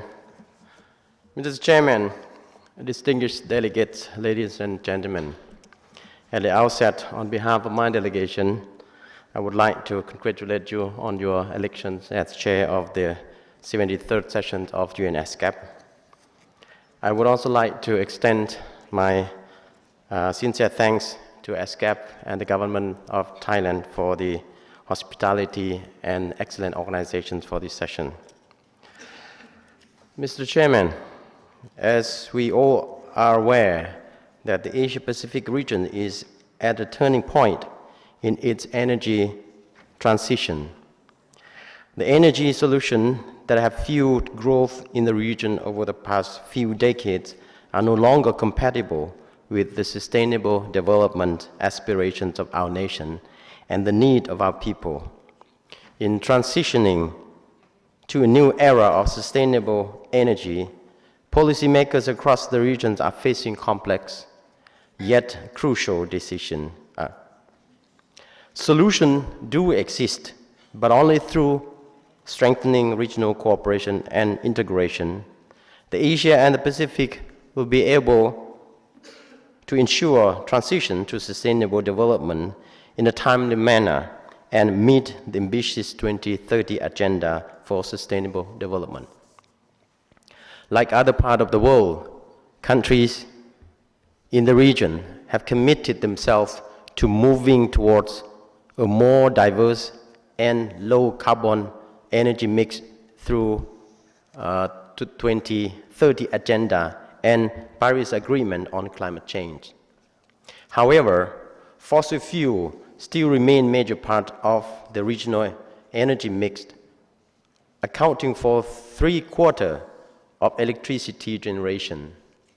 While some countries suffer from energy shortages which impact their economy and social development, others enjoy energy surpluses such as hydropower, natural gas, and others.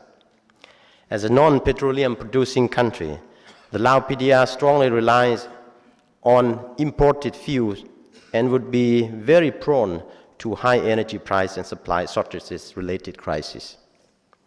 In order to make the country energy self-sufficient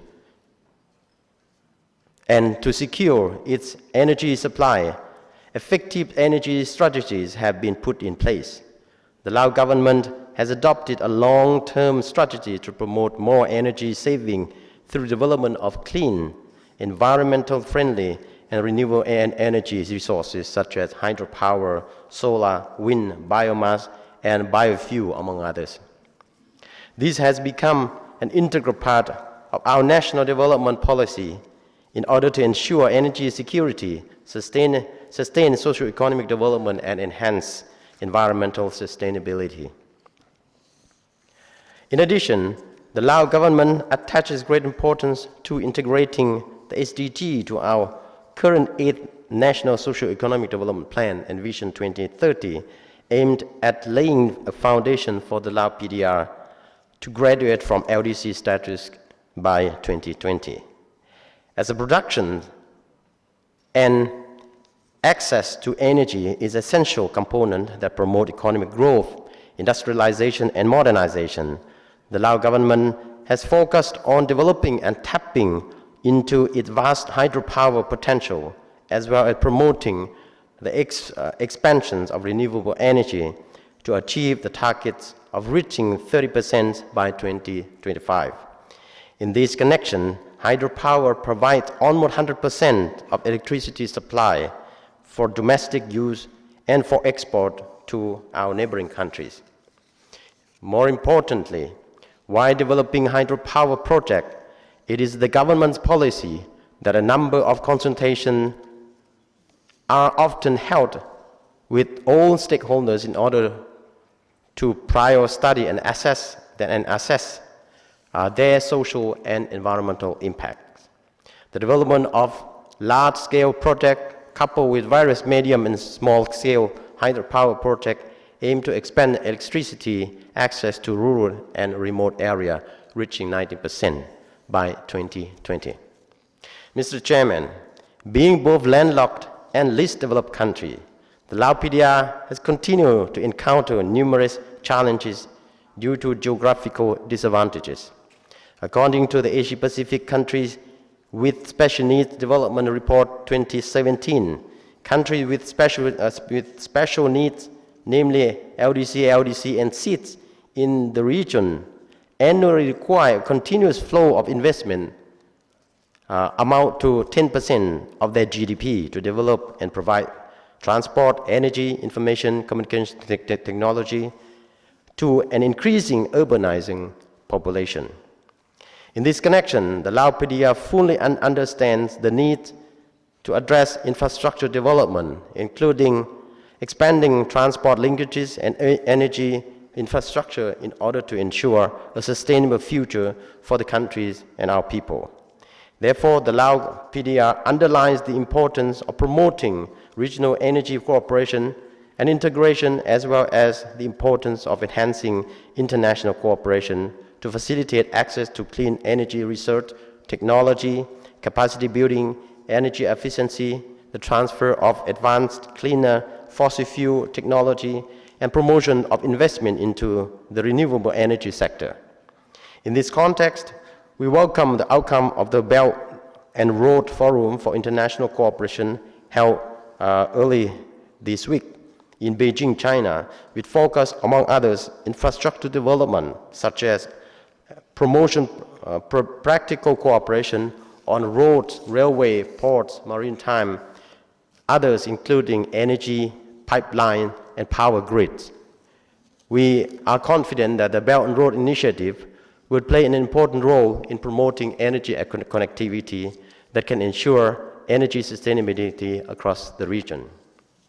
I wish to conclude by once again extending my heartfelt appreciation to all friendly countries, development partners, and international organizations for the continued support and assistance provided to our country in our effort for social economic development. Last but not least, I wish our 73rd sessions of ESCAP successful. Thank you, Mr. Chairman.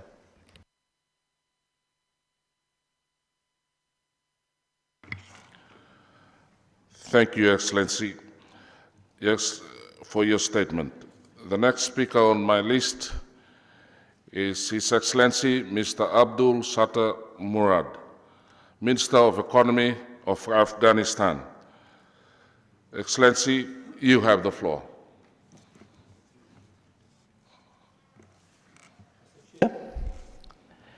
Honorable UN ESCAP Executive Secretary, Excellency Ministers of Member States, ambassadors and diplomats, representatives of UN agencies, members of the international regional organizations, ladies and gentlemen, good afternoon. Allow me to begin by thanking the UN ESCAP for the successful convening of the 73rd Ministerial Session, and I congratulate the mission on the 70th anniversary of UN ESCAP. Let me also thank the Thailand government for their hospitality and warm welcome to my delegation. Leaving behind MDGs, like other nations, Afghanistan committed itself to implement sustainable development goals as adopted in September 2015.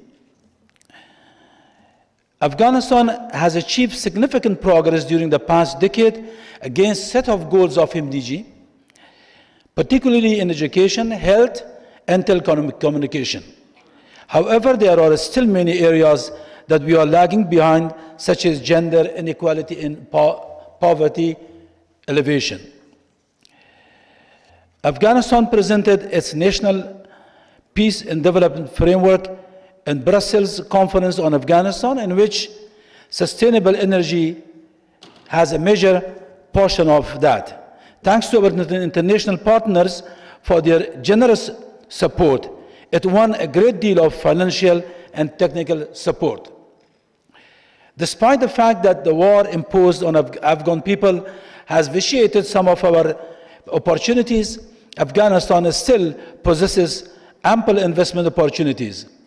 Afghanistan, as one of the active members of the United Nations, is fully committed to the implementation of Sustainable Development Goals and has taken critical steps since its adoption. This year, we are part of the 40 countries in National Volunteer Review at the High-Level Political Forum in ECOSOC, New York.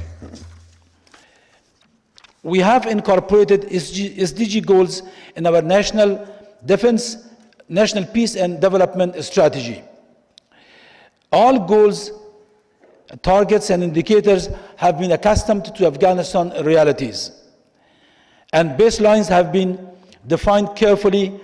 Priority areas in 8 economic, social and economic sectors have been identified and integrated in the annual development strategies of each economic and social sectors.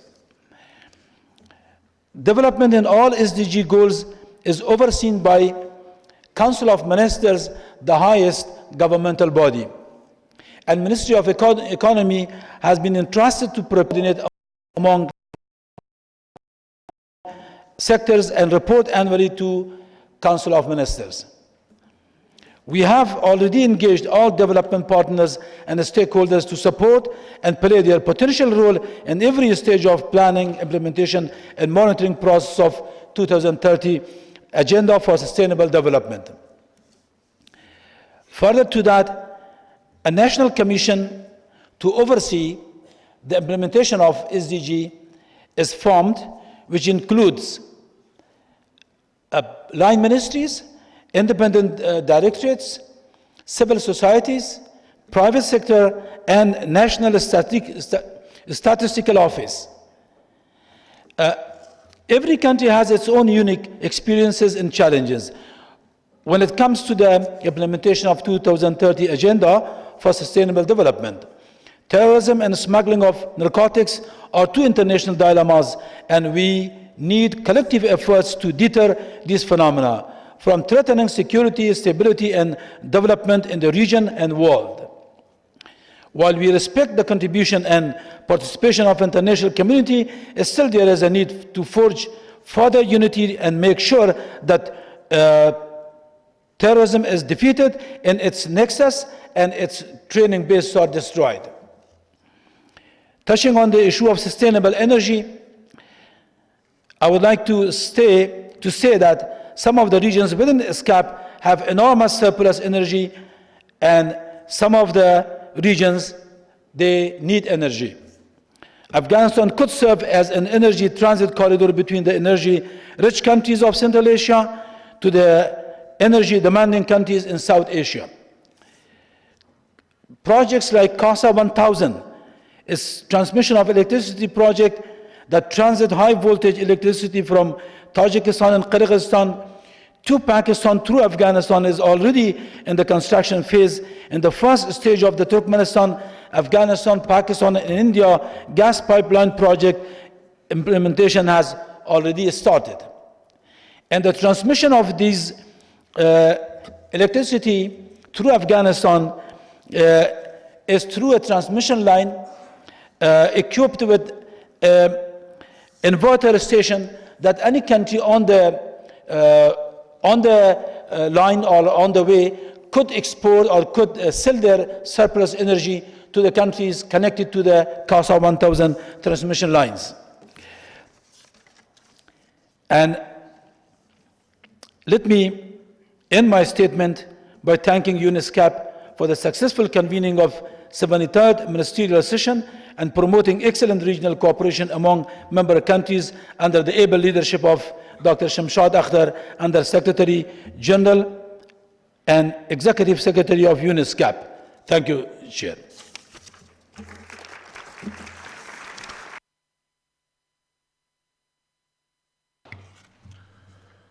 Thank you, Excellency, for your statement. The next speaker on my list is His Excellency Mr. Minister Bahadur Shrestha, Vice Chairman, National Planning Commission of Nepal.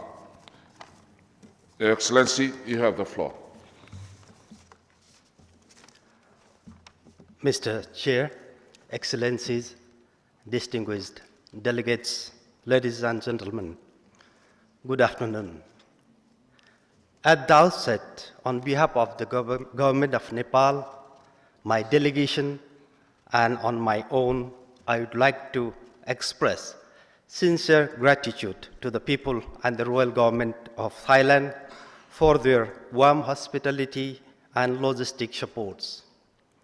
Also allow me to thank the ESCAP Secretariat and Executive Secretary Dr. Akhtar for making excellent arrangements for this 73rd Commission meeting.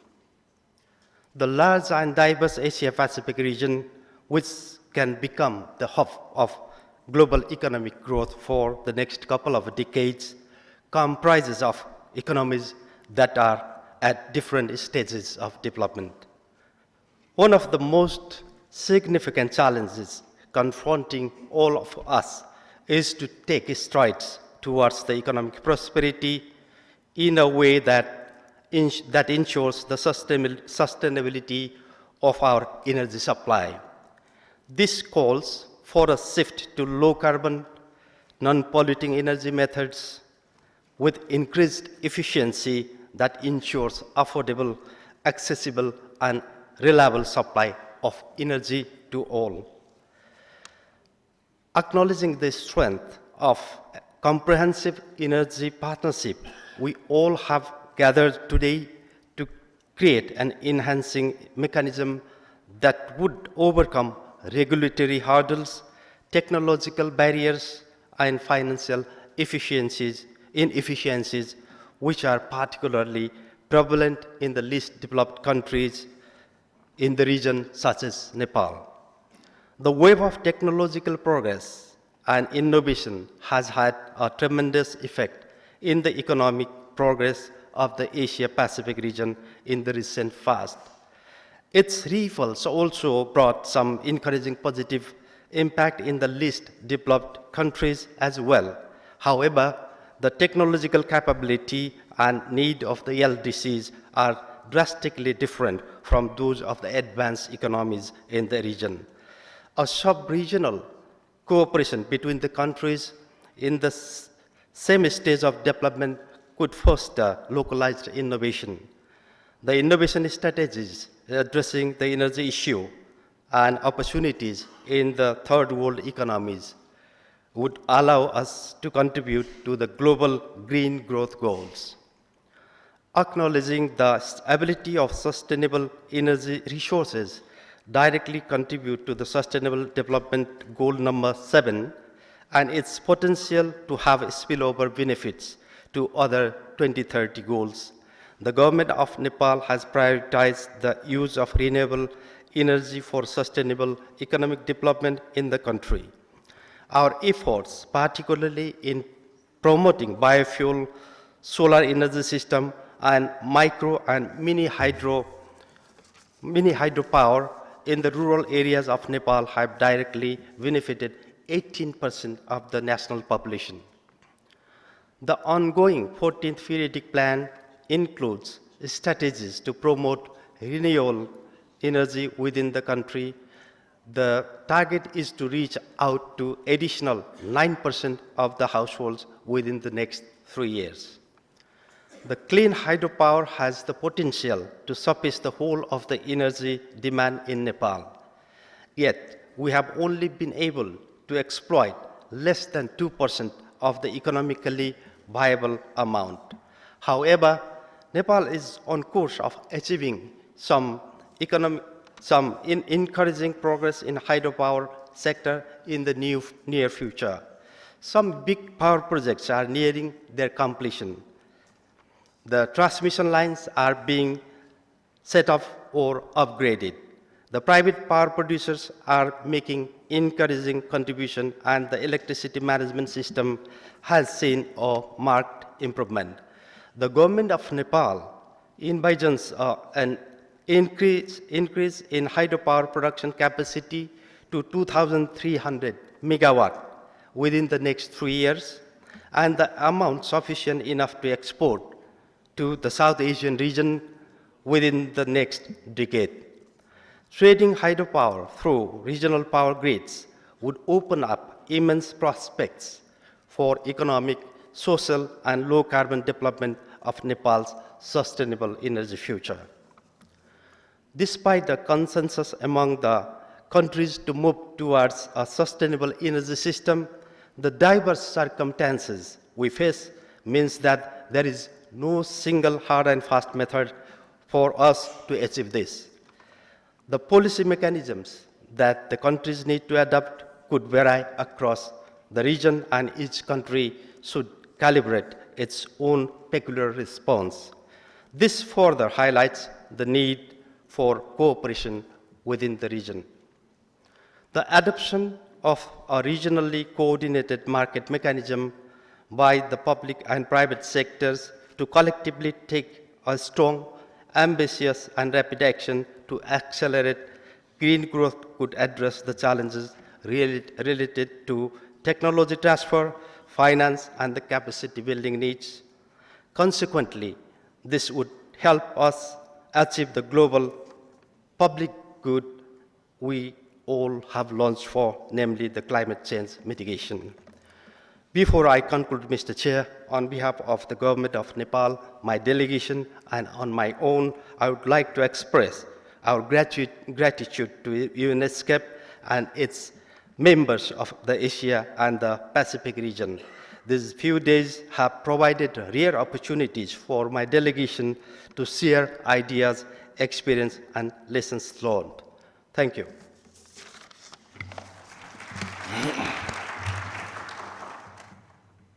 Thank you, Excellency, for your statement. The next speaker on my list is His Excellency Mr. Ajith P. Pereira, Deputy Minister of Power and Renewable Energy of Sri Lanka. Your Excellency, you have the floor.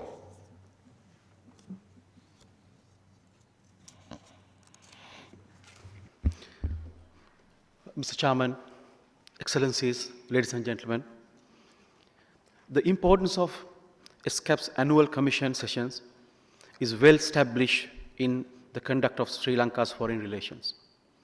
The meeting this year is significant relevance as we continue to discuss the implementation of the UN 2030 Agenda for Sustainable Development, particularly in the context of regional cooperation in promoting economic prosperity and social development across Asia and Pacific.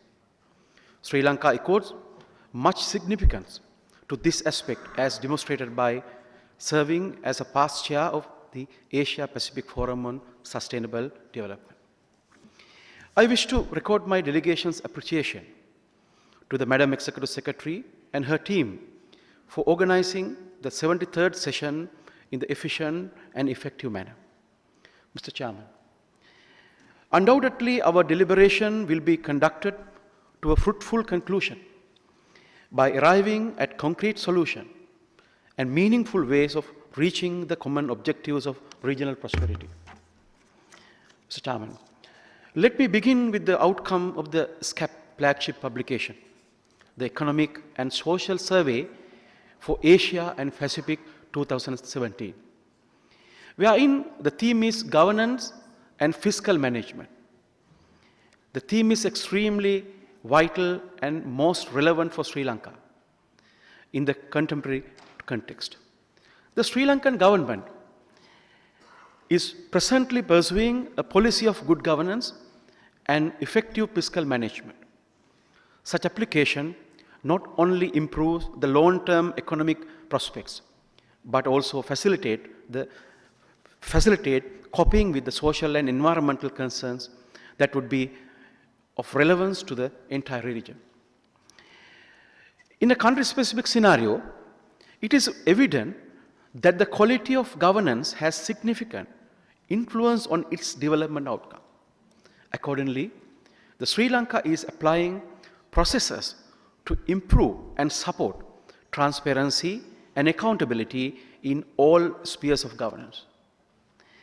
For instance, toward effective fiscal management, Sri Lanka has taken initiatives to simplify the tax system and broaden the tax base of the country.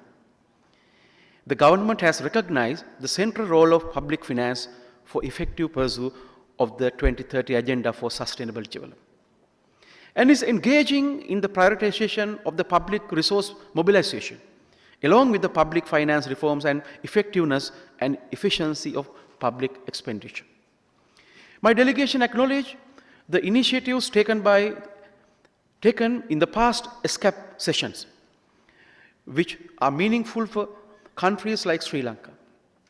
In this context, attention is drawn to a commission session held last year, where sustainable development goals were of particular focus.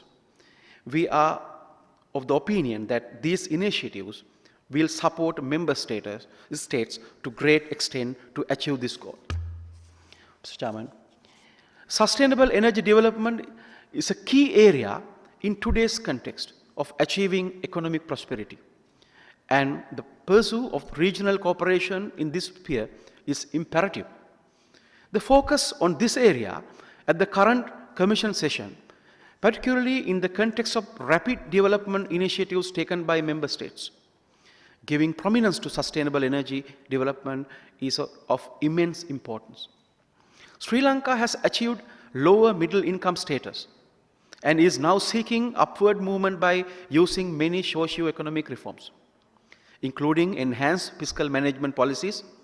Ensuring energy sufficiency and access is also a vital component in this drive towards economic prosperity.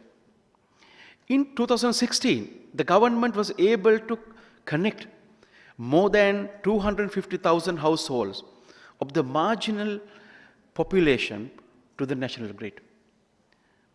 As a result, at present, almost 100% of households in Sri Lanka have access to affordable, reliable electricity at all times, 24 hours, 365 days, which is an achievement in line with the goal on energy of the 2030 Agenda. Further, in this field, aggressive focus is on renewable and sustainable energy development, so that the need to rely on the import of expensive fossil fuel would become minimal in the future. To this end, Sri Lanka is set to launch an expeditious development program in the coming years to implement effective measures to ensure sustainable energy, to meet its future demand to the maximum possible. Mr. Chairman, being a country in close proximity to equator, Sri Lanka is blessed with an abundance of natural resources. By the 1990s, Sri Lanka's usage of renewable energy dominated by biomass and hydropower, accounted for almost 100% of its primary energy requirement. At present, the energy supply is shared almost equally between renewable energy sources and the fossil fuel. The country is now concertedly pursuing the ways and means to increase the supply of uninterrupted renewable energy sufficient for growing economy. Sri Lanka implements a mixed renewable energy generation system comprising hydropower, solar, wind, and biomass, which amounted to 49% of the national electricity needs in 2015. Measures are being taken to develop these resources further through various means, including aggressive solar rooftop program called Surya Bala Sangramaya, a battle for solar energy, which is on the steady growth. Due to technical and financial drawbacks, Sri Lanka faces limitations in absorbing renewable energy resources. While addressing these technical and economic limitations, an ambitious target of meeting 50% of the power generation using renewable energy by 2030 and 100% by 2050 has been established. On the other hand, the plans are already underway to shift the thermal power generation using cleaner fuel such as LNG. As coal-generated power accounts for only 10% of the energy needs of the country, the government is also considering option for utilizing clean coal technologies, in keeping with the Sri Lanka's policy on ensuring the environmental protection while achieving economic progress. It is in this background, Mr. Chairman, that in this field of energy, it is pertinent for member states to share experience and support research and development in addressing technological and other related issues in harnessing renewable energy and sustainable energy resources. As a first step, it is imperative to harmonize the country-specific technological parameters. There are many steps which could be taken through a sub-regional and regional initiatives, and the Secretariat can serve as the focal point in these activities. Sri Lanka endorses the initiatives already taken by ESCAP towards the end, including convening the Committee on Energy. In this context, my delegation wishes to highlight the pressing needs for facilitation and support for the sub-regional and regional activities in sustainable energy development by ESCAP as the central mechanism of the region. Mr. Chairman, in conclusion, Sri Lanka will serve as an equal partner in the journey towards sustainable energy development in the region and globally, and looks forward to concerted cooperation towards this end with countries of the Asia and Pacific. Thank you very much.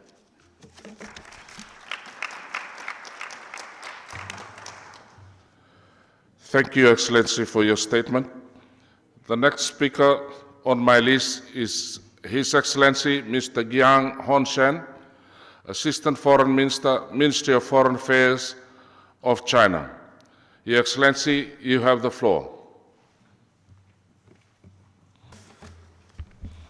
尊敬的主席先生、女士们、先生们，首先，我代表中国政府热烈祝贺联合国亚太经合会第73届会议顺利召开，感谢泰国政府和亚太经合会秘书处为会议成功召开所做的周到的安排。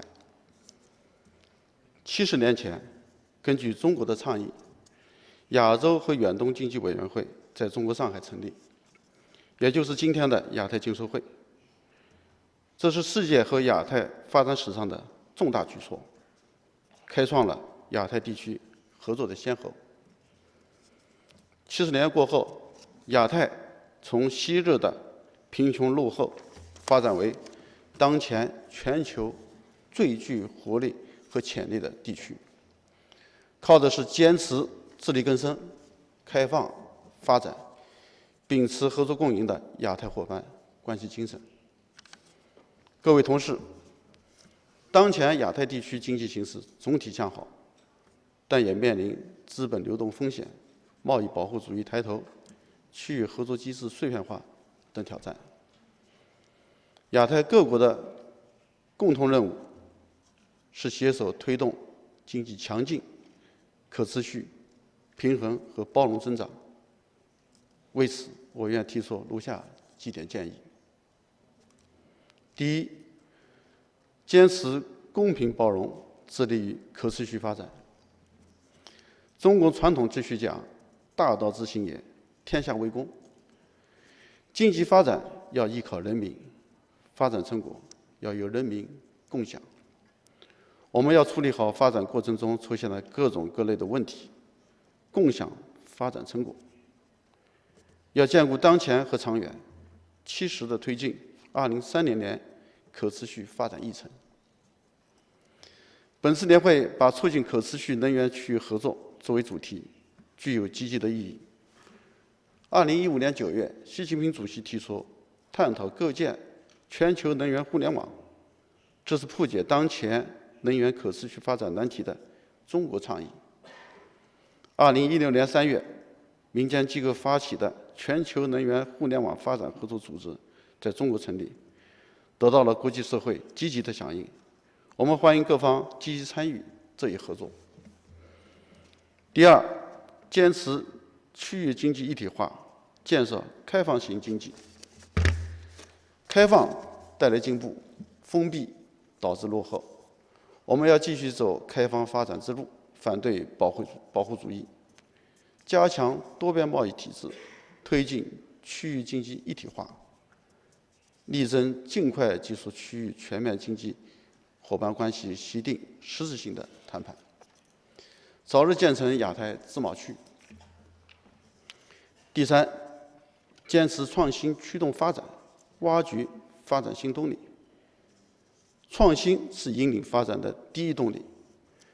当前世界正处在动能转换时期，数字经济和新工业革命正蓬勃的兴起。我们要把握机遇，加快发展创新，挖掘增长新动力，培育新产业、新的业态，塑造依靠创新驱动的发展格局。第四，坚持互联互通，实现联动系统的发展。互联互通是释放发展潜力的重要手段，也是实现联动系统发展的基础前提。我们要深化务实合作，合力打造大联通格局，为各国联动和系统发展创造有利的条件。2013年，习近平主席提出"一带一路"倡议，受到国际社会广泛的积极的响应。这一倡议的核心内涵就是坚持共商、共建、共享，对接各国政策和发展战略，推进互联互通和产业合作，为区域协调联动发展建立新的平台，为建设人类命运共同体提供助力。4年来，100多个国家和国际组织积极的参与，大批项目稳步的推进。也就是3天前，"一带一路"国际合作高峰论坛在北京成功举行，包括亚太经合会成员国在内的130多个国家和70多个国际组织的1500多名代表出席了这次会议。各国代表围绕加强国际合作、共建"一带一路"实现共赢发展的主题进行了深入的交流，共同规划合作的路线图，提出了一系列务实举措。大家高度评价"一带一路"对促进全球经济增长、推动经济全球化再平衡的重要意义，决心在更大的范围、更深层次、更高水平上面推进"一带一路"国际合作，更好地造福各国人民。亚太经合会成员国是"一带一路"的重要合作伙伴，我们欢迎各方参与"一带一路"合作，共建平台，共享成果。各位同事，中国正处在全面建成小康社会决胜阶段，我们以创新、协调、绿色开放、共享5大发展理念为指引，坚持创新驱动发展，新动力正在强化，新业态不断的出现。2017年第1季度，中国国内生产总值增长达到了6.9%，为完成全年发展预期目标打下了坚实的扎实的基础。中国正在全面推进可持续发展议程落实工作，已经取得了阶段性的成果和进展。下一步，我们有望在2020年使现有的标准下的贫困人口全部脱贫，提前完成消除贫困和饥饿、妇幼保健、住房保证等领域方面的指标，并且于2030年基本完成农业、卫生、教育、经济增长等重点领域相关的目标。中方在做好国内工作的同时，将继续向其他发展中国家提供力所能及的支持，帮助各国实现共同发展和繁荣。各位同事，中国高度重视亚太经合会地位和作用。30多年来，双方合作完成项目共200多个。今年，双方还将共同主办"一带一路"研讨会、亚太残疾人10年中期评估高级别政府间会议等等活动。在此，我代表中国政府邀请各方派遣高级别代表团参与会议，共同为亚太发展做出贡献。中国政府愿意继续加强与亚太经合会的合作，共享发展成果，共同实现亚太繁荣和进步。谢谢大家 ，Thank you。Thank you, Your Excellency, for your statement. The next speaker on my list is His Excellency Mr. Vasily Nebenzia, Deputy Minister for Foreign Affairs of the Russian Federation. Your Excellency, the floor is yours. Уважаемый господин председатель, уважаемая госпожа исполнительный секретарь, дамы и господа, в Азиатско-Тихоокеанский регион на наших глазах перемещается центр глобального экономического развития, и здесь во многом будет определяться ход осуществления глобальной повестки дня для устойчивого развития на период до 2030 года.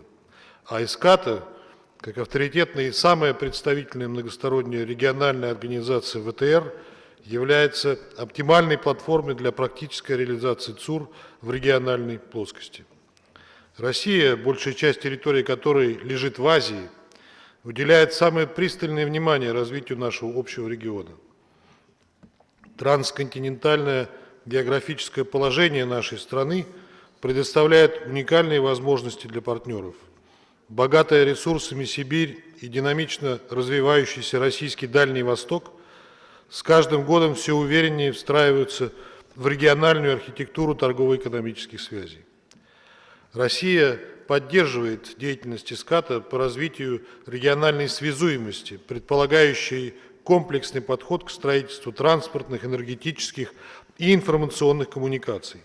Мы, со своей стороны, будем активно модернизировать собственные инфраструктурные сети, составляющие хребет Азиатско-Тихоокеанской системы наземных сообщений. Только что в Пекине завершился саммит «Один пояс, один путь», итоги которого должны придать дополнительный импульс развитию межрегиональной связуемости. Россия выступает за создание большого евразийского партнерства ВТР, важным элементом которого является налаживание многосторонней кооперации Евразийского экономического союза с участием стран Шанхайской организации сотрудничества и стран АСЕАН. Это может стать важным звеном в формировании единого экономического пространства от Атлантики до Тихого океана. Результаты масштабных инфраструктурных проектов, реализованных в России за последние годы, показательны. Так, комплекс мер по развитию физической инфраструктуры и упрощению формальных процедур позволил сократить время прохождения поездов по Транссибирской магистрали, составляющей основу северного коридора Трансазиатской железной дороги, до 7 суток. Это почти в 2 раза быстрее, чем традиционный морской маршрут через Суэцкий канал. В поддержку этих усилий предпринимаем меры по созданию благоприятных условий для международных перевозок, чему призвана способствовать реализация подписанного на Московской конференции министров транспорта ESCAP межправительственного соглашения между Россией, Китаем и Монголией о международных автомобильных перевозках по азиатским автомобильным дорогам.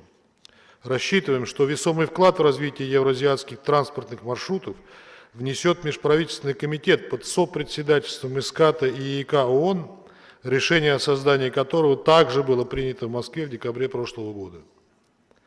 В этой связи призываем ESCAP плотнее работать по этой тематике со странами-членами Европейской экономической и Европейской экономической комиссии ООН. Россия активно развивает энергетическую инфраструктуру. Мощность трубопровода Восточный Сибирь-Тихий океан, заложенного в 2009 году, на сегодняшний день доведена до 58 миллионов тонн, с тем, чтобы обеспечить растущие потребности наших соседей в энергоресурсах. Совместно с китайскими партнерами развернуто строительство крупнейшей газовой магистрали «Силы Сибири», которая свяжет месторождение Якутии со странами Азиатско-Тихоокеанского региона. На востоке нашей страны развиваем инфраструктуру для производства сжиженного газа, а также активно сотрудничаем со странами региона в области атомной энергетики. Рассматриваем эти крупномасштабные проекты в качестве весомого вклада России в укрепление энергобезопасности в регионе и достижение ЦУР-7. Руководствуясь этим пониманием, Российская Федерация последовательно выступает за наращивание регионального сотрудничества в области энергетики под эгидой ESCAP, чему должно способствовать создание комитета по энергетике и запуск его межсессионных рабочих органов, а также, собственно, и обсуждение этой темы на нынешней юбилейной сессии. Господин председатель, мы высоко ценим и поддерживаем деятельность комиссии. политический и не только. С 2009 года Россия ежегодно вносит добровольный взнос в ESCAP в размере 1,2 миллионов долларов США. За счет этих средств профинансированы десятки проектов техсодействия в странах-членах, в том числе находящихся в особой ситуации. За 70 лет своего существования ESCAP доказала свою востребованность как незаменимый и ключевой элемент социально-экономической и политической региональной архитектуры. Желаем комиссии и далее высоко держать эту планку. Благодарю за внимание. Thank you, Your Excellency, for your statement. The next speaker on my list is Her Excellency Ms. Gulru Jabosda, Deputy Minister of Economic Development and Trade of Tajikistan. Madam Excellency, the floor is yours.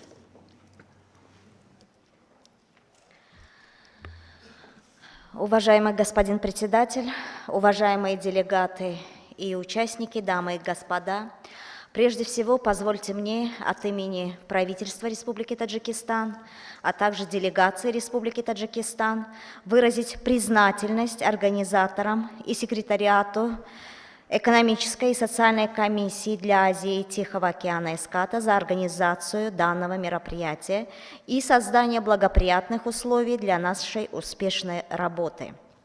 Действительно, у стран нашего региона есть общие вызовы и приоритеты, решение выполнения которых требует от нас безотлагательных и решительных действий как на национальном, так и на региональном уровнях. Для Республики Таджикистан приоритетными направлениями в данном процессе является повышение эффективности использования национальных богатств, диверсификация и конкурентоспособность национальной экономики, усиление институционального развития страны, укрепление и расширение среднего класса, а также равномерное развитие всех регионов страны. Кроме того, важными направлениями для устойчивого развития страны остаются сферы образования, здравоохранения и защиты окружающей среды.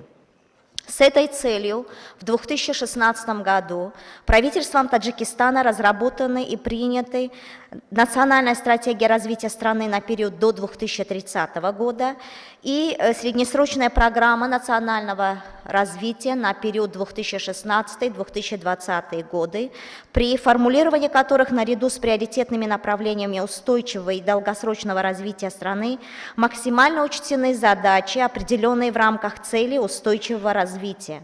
С целью успешного решения комплекса социальных, экономических и экологических проблем в рамках национальной стратегии развития определены такие стратегические цели, как обеспечение энергетической безопасности, развитие коммуникационных возможностей страны, обеспечение продовольственной безопасности и расширение продуктивной занятости населения.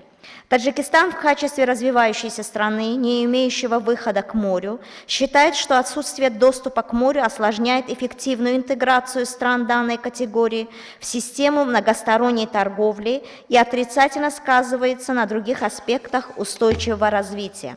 В этом отношении Таджикистан выступает за предоставление режима наибольшего благоприятствования в торговле для развивающихся стран, не имеющих выхода к морю. Считаем необходимым устранение всех искусственных и экономически необоснованных барьеров и преград в транспортно-коммуникационном сообщении. По этой причине правительство Таджикистана всесторонне поддерживает реализацию рекомендаций Венской программы действий и предпринимает все возможные меры по разработке собственной системы транспортных и транзитных дорог и коммуникаций. Принимая во внимание тот факт, что устранение транспортного тупика и достижение энергетической независимости являются национальными приоритетами Таджикистана, мы придаем особое значение совершенствованию и развитию транспортной и энергетической инфраструктуры, способствующей расширению внутренней, субрегиональной и региональной торговли. Уважаемые участники, доступ к современным и недорогим услугам в области энергии имеет актуальное значение для достижения устойчивого развития.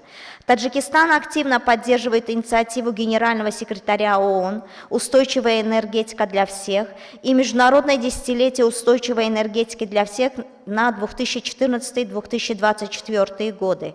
В связи с этим, по нашему мнению, существует необходимость интенсификации усилий на создание универсального доступа к современным услугам в качестве одного из приоритетов.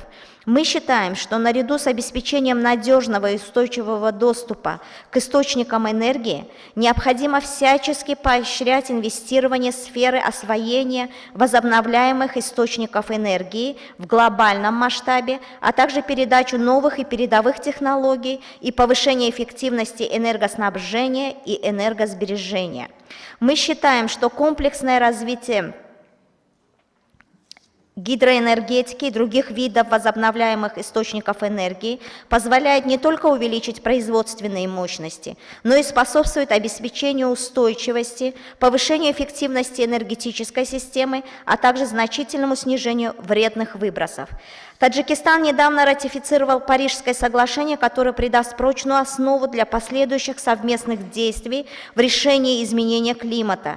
Правительством Таджикистана вырабатываются неотложные меры по адаптации к климатическим изменениям и снижению риска стихийных бедствий, считающимися государственными приоритетами. В Республике Таджикистан образована система управления мероприятий по предупреждению и ликвидации последствий стихийных бедствий. Таджикистан является наиболее уязвимой страной Центральной Азии к негативным последствиям изменения климата. 93% территории страны составляют горы, и на них формируются около 60% водных ресурсов Центральной Азии. В стране ежегодно наблюдаются десятки видов стихийных бедствий, потери и убытки от которых исчисляются сотнями миллионов долларов США. Воздействие изменения климата на таяние водообразующих ледников, на водность рек и на основные сектора экономики, такие как гидроэнергетика, сельское хозяйство и промышленность, с каждым годом становятся все более ощутимой. Зачастую эти стихийные бедствия приводят к человеческим жертвам. В этой связи правительство страны придает важное значение проблеме изменения климата и участвует почти во всех международных мероприятиях, посвященных этой проблеме. Таджикистан будет прилагать дальнейшие усилия по продвижению водной повестки для ООН. Исходя из этого, опираясь на успехи последнего десятилетия воды, «Вода для жизни» 2005-2015 годы, в декабре прошлого года Генеральная ассамблея ООН единодушно приняла инициированной Республикой Таджикистан резолюцию о международном десятилетии действий «Вода для устойчивого развития» на 2018-2028 годы. Новое десятилетие станет важным шагом на пути создания условий для реализации целей устойчивого развития, связанных с водой. Оно создаст прочную платформу для консолидации наших усилий, направленных на дальнейшее решение водных проблем на период до 2028 года. В этой связи хотелось бы призвать страны региона ESCAP, международные организации, особенно структуры ООН и других заинтересованных сторон к взаимовыгодному сотрудничеству и принятию консолидированных шагов в реализации данного десятилетия. Уважаемый господин председатель, мы уверены, что конструктивное и взаимовыгодное взаимодействие стран региона будет продолжаться в позитивном и плодотворном направлении, и вместе мы сможем добиться реализации всех поставленных целей. Я в заключение хотела бы подчеркнуть, что Таджикистан и впредь будет активно сотрудничать с мировым сообществом и с учреждениями и программами ООН, включая ESCAP, в достижении наших общих целей. Спасибо за внимание. Thank you, Excellency, for your statement. The next speaker on my list is Her Excellency Ms. Adarcion M. Navarro, Undersecretary of National Economic and Development Authority of the Philippines. Madam, the floor is yours.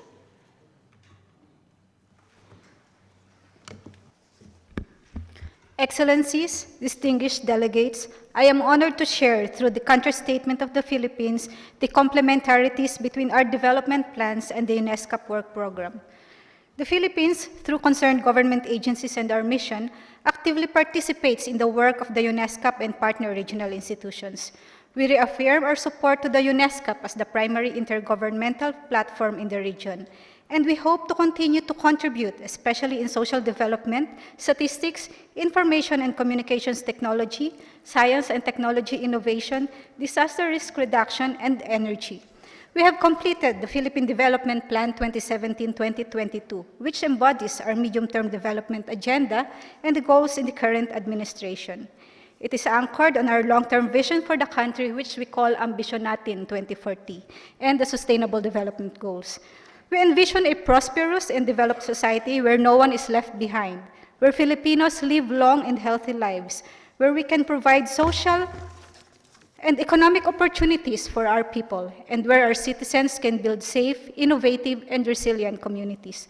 The Philippine Development Plan features strategies under three major pillars: enhancing the social fabric, inequality-reducing transformation, and increasing potential growth. Strategies on enhancing the social fabric aim to regain the trust and confidence of citizens in public institutions. Strategies to reduce inequality are geared towards providing more opportunities for income growth and productivity. And strategies on increasing potential growth include building the foundation for a knowledge economy and harnessing the demographic dividend, or the period when the majority of the population are in the labor force and have skills and quality education. The Philippine Development Plan also aims to strengthen the implementation of disaster risk reduction and climate change adaptation. The Philippines recently ratified the Paris Agreement, declaring in the ratification that implementing the agreement is for the purpose of supporting the country's national development objectives and priorities, such as sustainable industrial development, the eradication of poverty and provision of basic needs, and securing social and climate justice and energy security for all its citizens. We are also actively implementing the Sendai Framework for Disaster Risk Reduction and the United Nations Framework Convention on Climate Change Commitments. On the monitoring of the 2030 Agenda for Sustainable Development, I am proud that the Philippines, through the Philippine Statistics Authority, actively contributed to the development of a global monitoring indicator framework in partnership with the international statistical community. Our national statistician co-chaired the Interagency Expert Group on SDGs indicators, which was created by the United Nations Statistical Commission, or UNSC. The UNSC accepted the Global Indicators Framework and Schedule of Refinement and Revision. The Philippines, in collaboration with the United Nations Statistics Division, is inviting all of you to, when we host the International Conference on SDG Statistics this year on October 46 in Manila. With respect to energy security and mitigating the adverse environmental impacts of energy utilization, the Philippines has a Renewable Energy Roadmap 2017-2040, which aims to accelerate renewable energy positioning through various strategies. The government is pushing for renewable energy development of site-appropriate generation technologies such as waste-to-energy, mini-hydro plants, hybrid photovoltaic, diesel generators, wind, and other new technologies. We hope to utilize this more in missionary areas, and in this undertaking, we would need support, including capacity building and technology transfer. We are also pursuing massive infrastructure development that will further spur economic growth and progress. The Philippine government's planned Golden Age of Infrastructure aims to achieve connectivity, allow for efficient flow of goods and services, increase mobility of people, boost the growth of micro, small, and medium enterprises, and strengthen rural development.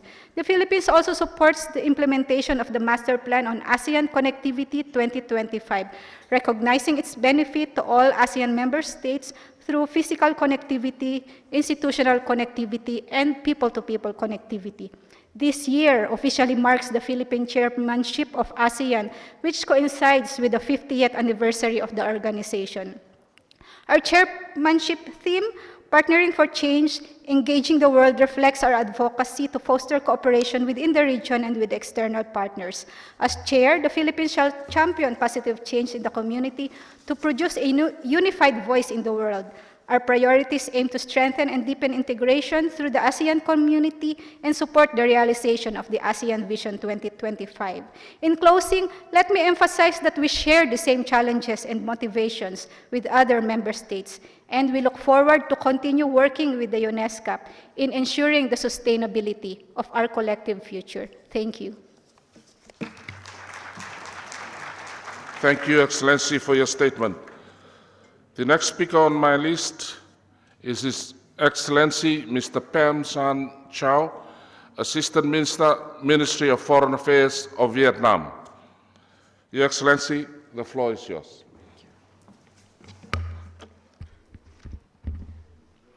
Excellences, Monsieur le Président, Excellences, Mesdames et Messieurs, j'aimerais tout d'abord, au nom de la délégation vietnamienne, exprimer nos sincères remerciements au gouvernement thaïlandais et au secrétariat de CSAP pour les préparatifs diligents et les excellents arrangements pour cette session. Mr. Chairman, ladies and gentlemen, our session takes place at a time when the economy in our region enjoys a steady economic expansion. Nevertheless, the growth rate is modest in comparison with its recent historical trend. We believe that with its comparative advantages, ESCAP can effectively support member states in many ways. And for the sake of time, we would like to make the four following recommendations. First, as the region is heavily suffering from the impact of higher temperature, sea level rise, and extreme weather events, ESCAP should increase its support to member states in climate change response and disaster risk reduction.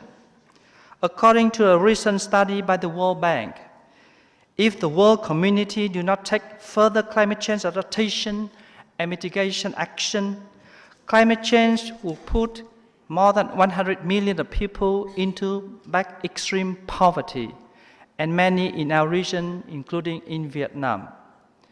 Second, ESCAP should continue to undertake research, analysis, and initiative in the field of financing for development, supporting member countries in enhancing the capacity for domestic and international resources mobilization, and in strengthening partnership for effective development cooperation. Third, ESCAP should support member countries in their effective implementation of the Regional Action Program for Sustainable Transport Connectivity in Asia and the Pacific, Phase 1, 2017-2021. Organize more seminars and workshops to exchange information and promote cooperation in maritime transport, including maritime security and safety. In addition, ESCAP should closely link its programs and projects with the implementation of 2030 Agenda. Increase cooperation and coordination with other regional organizations, including ASEAN, and especially to support national statistics systems to increase the availability of high quality and accessible data. Fourth, ESCAP should continue to assist member countries in building capacity for energy transition to ensure the full implementation of SDG 7, namely access to affordable, reliable, sustainable, and modern technology for all. Mr. Chairman, ladies and gentlemen, Vietnam always attaches high priorities to sustainable and inclusive socio-economic development. Although still facing various difficulties, Vietnam spared no efforts to achieve social advancement and equality. All measures have been put in place to make sure that everyone can enjoy the fruits of development and no one is left behind. In our country, any socio-economic development plan needs to embrace environmental protection and efficient use of natural resources. Vietnam has been increasingly deepening its international economic integration at all levels and in various forms. Vietnam has concluded, implemented, and is in the process of negotiation of 16 new generation of bilateral and multilateral free trade agreements. Vietnam is honored and proud to be the host of APEC 2017 and consider it as a top priority in our foreign policy agenda. We have been making great efforts to ensure the success of this event. Since the beginning of the year, series of meetings, seminars, events has been successfully organized. In particular, the first and second semi-official meetings and related meetings in order to prepare for the APEC summit to be held in Da Nang in November this year. This is a very important event to which highest leaders from biggest economy in the world will participate. This is also an opportunity to promote economic growth and integration in the Asia-Pacific. Promoting sustainable, innovative, and inclusive growth and deepening economic integration are also 2 out of the 4 priorities that Vietnam has proposed for discussion during APEC year. Mr. Chairman, being a responsible member of the international community and concurrently assuming membership of ECOSOC for the period 2016-2018, Vietnam has put forward initiatives at the global and regional level aiming at promoting the implementation of the Agenda 2030. To mention a few, in March 2017, Vietnam, together with the United Nations, successfully organized the UN high-level meeting for the Euro-Asia region on improving cooperation on transit, trade facilitation, and implementation of the 2030 Agenda for Sustainable Development in Hanoi. Last week, the National Assembly of Vietnam and the Inter-Parliamentarian Union jointly organized a high-level regional seminar on responding to climate change, actions of the legislators to achieve the Sustainable Development Goals. We also decided to present in 2018 our national voluntary review of the implementation of the Agenda 2030 within the framework of the United Nations. During the past years, Vietnam has obtained considerable socio-economic development achievements, including the attainment of many of Millennium Development Goals ahead of schedule. Vietnam wishes to strengthen cooperation and partnership with countries, organizations, international and regional institutions, and other partners in order to successfully realize the ambitious Sustainable Development Goal for the better future of our next generation. En conclusion, Monsieur le Président, l'année 2017 marque le 70e anniversaire de CESCAP.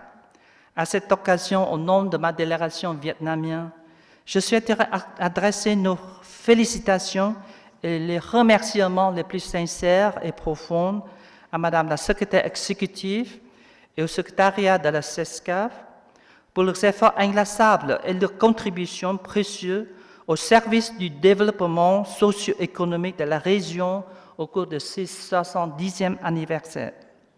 Nous espérons que CESCAP pourra de mieux en mieux remplir son rôle et son mandat, contribuant ainsi à la paix, à la sécurité, au développement durable dans la région, tout comme dans le monde. Je vous remercie, Monsieur le Président. Thank you, Your Excellency, for your statement. The next speaker on my list is His Excellency Mr. Han-Shan, Foreign Secretary of Bhutan. Your Excellency, you have the floor. Thank you, Honorable Chair. Excellencies, distinguished delegates, ladies and gentlemen, a very good evening. I would like to begin my statement by paying homage to His late Majesty King Bhumibol Adulyadej of Thailand, a monarch who was also much admired and loved in Bhutan. I congratulate Your Excellency, the Honorable Prime Minister of Tuvalu, on his election as the chairman of the 73rd session of the Commission. We take pride in this clear attestation that at ESCAP all member states, big or small, have an equal voice. At the inaugural session yesterday, it was with much interest that I listened to the policy statement of Dr. Shamshad Akhtar, the Secretary of our Commission. My delegation notes that even as ESCAP turns 70, the Commission continues to reform and reinvent itself to serve the changing needs of the region through its inclusive multilateral platform. I fully endorse her comment that ESCAP's normative work has helped to forge regional treaties, agreements, and standards, even as its analytical studies and reports have offered profound insights into the emerging challenges and opportunities of the region. And yes, my country has benefited over the years from the Commission's Technical Cooperation Program by way of the very useful policy advices and capacity building programs. ESCAP has advanced regional economic prosperity to eradicate poverty and inequalities through coordinated action. Bhutan appreciates the role of ESCAP as an essential arm of the UN system, providing international context to regional and national efforts. We also recognize the value of its convening authority and ability to leverage that authority to foster policy discourses within the region. Perhaps these and more are the reasons why ESCAP continues to be one of the oldest and most trusted partners of all its member states. I was gratified to note that the Executive Secretary's report, while rightly listing the dramatic improvements in the socio-economic progress of the region, was also honest enough to recognize that most developing countries, and in particular the countries with special needs, do require special attention and resources from the international community. I have no doubt that ESCAP will continue to raise its voice. As we are now in the second year of implementation of the 2030 Sustainable Development Agenda, allow me to turn attention to one of ESCAP's current core areas of work, namely supporting the region's realization of the SDGs. The Executive Secretary's report gave the region much optimism and reasons to be satisfied with the socio-economic transformation. But a few reports emanating from the Commission also highlight several sobering data, particularly relating to my region, South Asia. Our region accounts for 36% of the world's poor and nearly half of its malnourished children. It is only when South Asia overcomes these deprivations that the global achievement of the SDGs becomes truly global. In this regard, I commend the report prepared by the Commission South Asia Office, which features several pertinent recommendations for implementing the 2030 Sustainable Development. I would urge those who are interested to read it. There's a lot of useful data. Mr. Chair, Bhutan welcomes the regional roadmap for implementing the 2030 Agenda for Sustainable Development in Asia and Pacific. It will help strengthen regional cooperation on priority issues, coordinate effective international cooperation, and foster exchange of best practices and mutual learning at the regional level. The 2030 Agenda for SDG resonates well with Bhutan's own development philosophy of gross national happiness, or GNH. The integration of SDGs into the national planning process has been a near seamless process.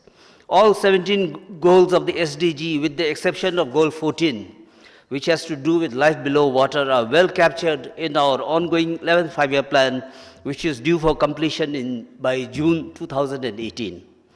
At the target level, the rapid integrated assessment conducted by UNDP in October 2015 showed that from the 143 targets relevant to Bhutan, 134 have already been integrated into our current five-year plan. We are currently in the midst of finalizing our 12th five-year plan, which will run from July 2018 to June 2023. Unlike the previous plans, the 12th five-year plan will be formulated using a set of 9 unique parameters, also known as the 9 domains of gross national happiness. So this is going to be a rather dramatic departure from the conventional planning methods. These 9 domains of GNH are, these indicators are living standards, health, education, good governance, ecological diversity and resilience, cultural diversity, community vitality, time use, and psychological well-being. I am pleased to inform that 16 of the 17 SDGs seamlessly integrate with the 9 domains, and hence mainstreaming the SDGs into the national development planning process has been smooth, and the results of our experience shared with our development partners, most recently at a roundtable conference which we jointly organized with the UNDP. When the 2030 Agenda for Sustainable Development was adopted in 2015, our governments made the central pledge to leave no one behind. It was recognized that the litmus test for success of this agenda should be the progress achieved by the weakest and most vulnerable among us, including countries with special needs. It is therefore encouraging that at the start of the implementation phase of the SDGs, positive trends in the implementation of the integrated program of action has enabled 6 LDCs, including Bhutan, to meet the minimum graduation threshold for the first time in 2015. While we consider this a major achievement, the reality is that economic vulnerability continues to have significant concerns for the LDCs on the graduation track, including my country. Vulnerabilities in terms of narrow economic base, over-reliance on the single sector for revenue, threat of natural disasters, and the adverse impact of climate change, etc. remain significant concerns. Given the priority accorded by the Commission to supporting countries with special needs, ESCAP can further support efforts of LDCs to prepare for graduation through technical and advisory services. While there have to date only been 4 cases of states that have existed or upgraded from the LDC list, my delegation considers that promoting knowledge exchange, best practices, sharing of experiences between countries that have recently graduated and those that are on or close to the graduation track, with a focus on impact of graduation, could be of particular value. This is something that my delegation urges the Commission to consider in its calendar of activities. Excellencies, the theme of regional cooperation for sustainable energy is most relevant, for it not only relates directly to SD7, but is also essential for the achievement of most of the other 16 SDGs as well. Indeed, as the ESCAP report on the theme states, the transition to sustainable energy is a cornerstone of the 2030 Agenda in Asia and the Pacific. Our future prosperity and well-being hinges on the capacity to supply an increasing amount of energy that is affordable, accessible, and reliable. And that energy, of course, must be clean and sustainable. In that context, we welcome the formation by ESCAP of a Committee on Energy and the Energy Division as important steps in focusing attention on this important area of regional cooperation. As a country committed to environmental protection, as a country that depends on its hydro resources for its prosperity, and as a country that is vulnerable to the adverse impact of climate change, Bhutan is fully committed to an energy transition towards clean and sustainable energy as a response to climate change. This is why we are determined to implement what we have committed under the Paris Agreement on climate change.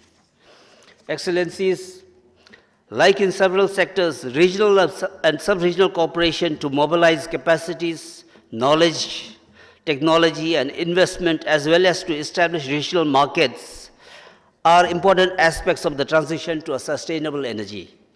However much we see the benefits of regional trade in energy, cross-border trade in energy requires building trust through political commitment, investment in infrastructure, removal of institutional barriers, and the normalization and harmonization of standards and regulations, among others. These are there in the ESCAP reports. In this regard, my delegation commends ESCAP in playing a support role in the promotion of a new architecture for regional energy governance by helping to build energy bridges, harnessing research and project development, and promoting legal and regulatory frameworks for energy connectivity, and we look forward to the second Asia-Pacific Energy Forum, which is, I believe, to be held in 2018. In the case of Bhutan, energy is not only a driving force of change, but through the sale of our electricity to our neighbor India, it is also the single most important source of revenue for the country. Therefore, regional trade in energy is a matter of high interest for us. I'm most happy to inform that our bilateral cooperation with India in energy trade is a win-win cooperation that many consider a good model for cross-border trade in our region. Bhutan, as a mountainous country, has several rivers which can be harnessed to generate clean and sustainable energy, while India has the market, the technology, and the resources to transform our hydro potential into electricity. Since the mid-1970s, our cooperation in this sector has proved mutually beneficial.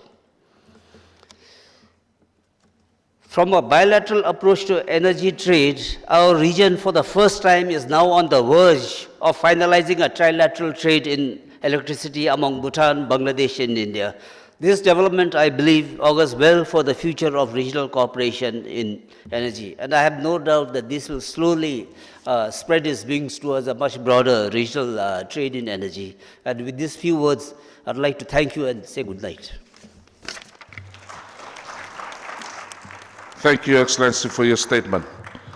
The next speaker on my list is His Excellency Mr. Sohail Khan, Ambassador Extraordinary and Plenipotentiary and Permanent Representative to ESCAP of Pakistan. Excellency, you have the floor. Thank you, Chair.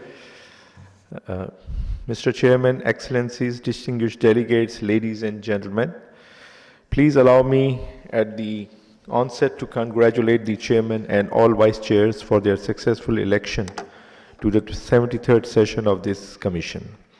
I'm sure that under able stewardship of the Chairman and other Vice Chairs, the session will successfully complete its deliberations to accomplish the agenda of the Commission. I wish to assure full cooperation and support of my delegation in this regard. I also avail this opportunity to express our deep appreciation to the Secretariat team of ESCAP for making excellent arrangements and preparation for the Commission, and also I would like to take this opportunity to convey our congratulations to them on the 70th anniversary of ESCAP. The 2030th Agenda for Sustainable Development, adopted unanimously by all UN member countries in 2015, presents a central vision for sustainable development in 3 dimensions: economic, social, and environmental. The Commission in its deliberations will have to give serious thought and action plan if the ambitions of transformative 2030 Agenda for Sustainable Development are to be met. Fresh wisdom and inclusive approaches, as well as identified means of implementation, will play a key role in the resolute way forward. We note with satisfaction that income-based poverty in the region has dropped, that is 400 million people. However, more than 1 in 4 people of the region's developing countries are still deprived in multiple ways. The combination of multidimensional poverty and inequality results in marginalization and exclusion for millions of people. While focusing on Commission's theme, we hope Goal 7 and the Paris Agreement will facilitate in synergy for shaping the future energy outlook of the region. Most countries of Asia and Pacific face challenges of sufficient energy generation with regard to supply and demand, universal and affordable access, and shift from high carbon to low carbon, renewable and sustainable efficient energy. Accordingly, UNESCAP as an intergovernmental platform will have to play a significant role to respond to the emerging challenges of the energy sector in Asia and the Pacific. To this end, we welcome the establishment of the UNESCAP's Committee on Energy and outcomes of its first session. The committee can serve as a useful forum for dialogues, sharing of best practices, and finding solutions to problems in the energy sector through collective actions. Mr. Chairman, Pakistan gives high importance to SDGs as they complement our own developmental needs and national priorities. We also aspire for establishing a universal, affordable, efficient, and sustainable energy architecture at the national and regional levels through our comprehensive policies on energy security in terms of National Development Strategy Vision 2025. The government has also adopted National Climate Change Policy 2012, National Power Generation Policy 2015, and National Disaster Risk Reduction, along with other relevant policies, action plans, and legislations which are in line with the SDGs and corresponds to the 2030 Agenda. Pakistan Climate Change Bill is currently in the Parliament, which will establish a high-level policy-making Pakistan Climate Change Council to prepare and supervise implementation of adaptation and mitigation projects.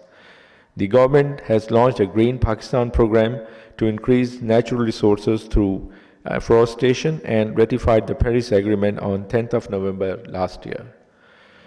The National Power Generation Policy 2015 aims at providing affordable and clean energy supply with improved access.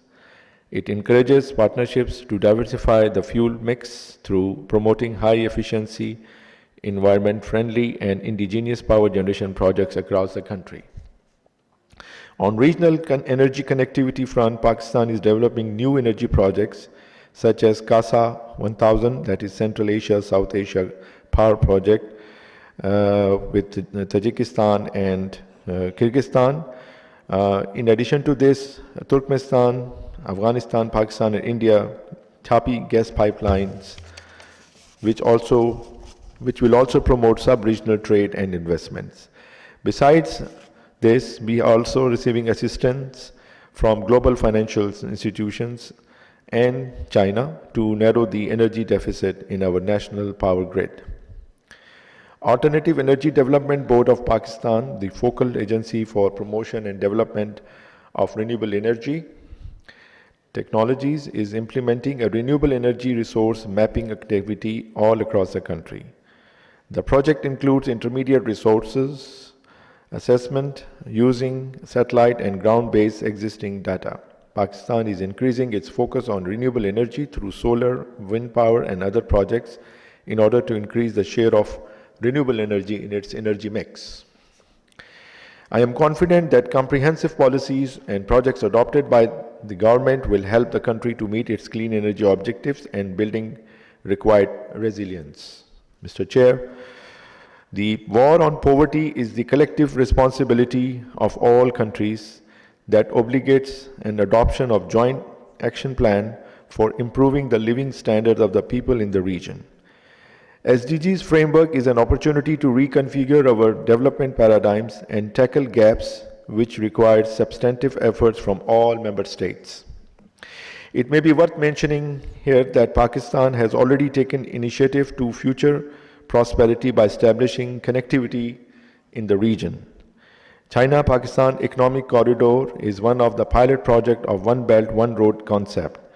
It is an opportunity where benefits are not only confined to China or Pakistan, rather it will be a model for multifold regional economic cooperation and prosperity, which has the potential to change the lives of millions of people from Euro-Asia to Asia-Pacific and beyond. Particularly, the Middle Eastern countries and Africa will also be connected to this connectivity. Pakistan strongly believes that achieving SDGs along with regional integration reinforced by UNESCAP's guidelines and several regional and sub-regional initiatives of connectivity in transport, energy, climate change, information, communication technology, trade, and economics, and other sectors is the best option available today to leave no one behind. I thank you all for your kind attention. Thank you, Chair. Thank you, Excellency, for your statement. Excellencies, distinguished delegates, ladies and gentlemen, we have come to the conclusion of the deliberation on this agenda item. We shall resume our discussions on this agenda tomorrow at 11:30 for further statements by delegates.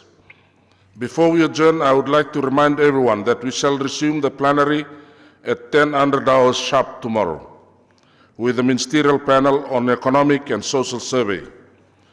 May I now request the Secretary of the Commission to make housekeeping announcements. Mr. Xie, you have the floor. Thank you very much, Mr. Chair. I just have a couple of very quick announcements. The reason we're starting at 10 tomorrow is because the delegation of Fiji is sponsoring a side event starting at 9. The side event will cover the upcoming conference in New York on the oceans and seas. Details on this and details on this will be available on the Commission website, of course. And lastly, most importantly, tonight the Ministry of Foreign Affairs of Thailand is hosting its reception at the ministry.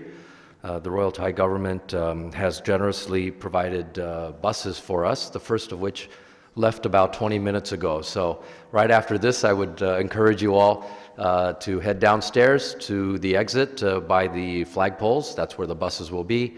When they are full, they will then transport people to and from the ministry. Thank you very much, sir. This meeting is now adjourned. I wish you a pleasant evening.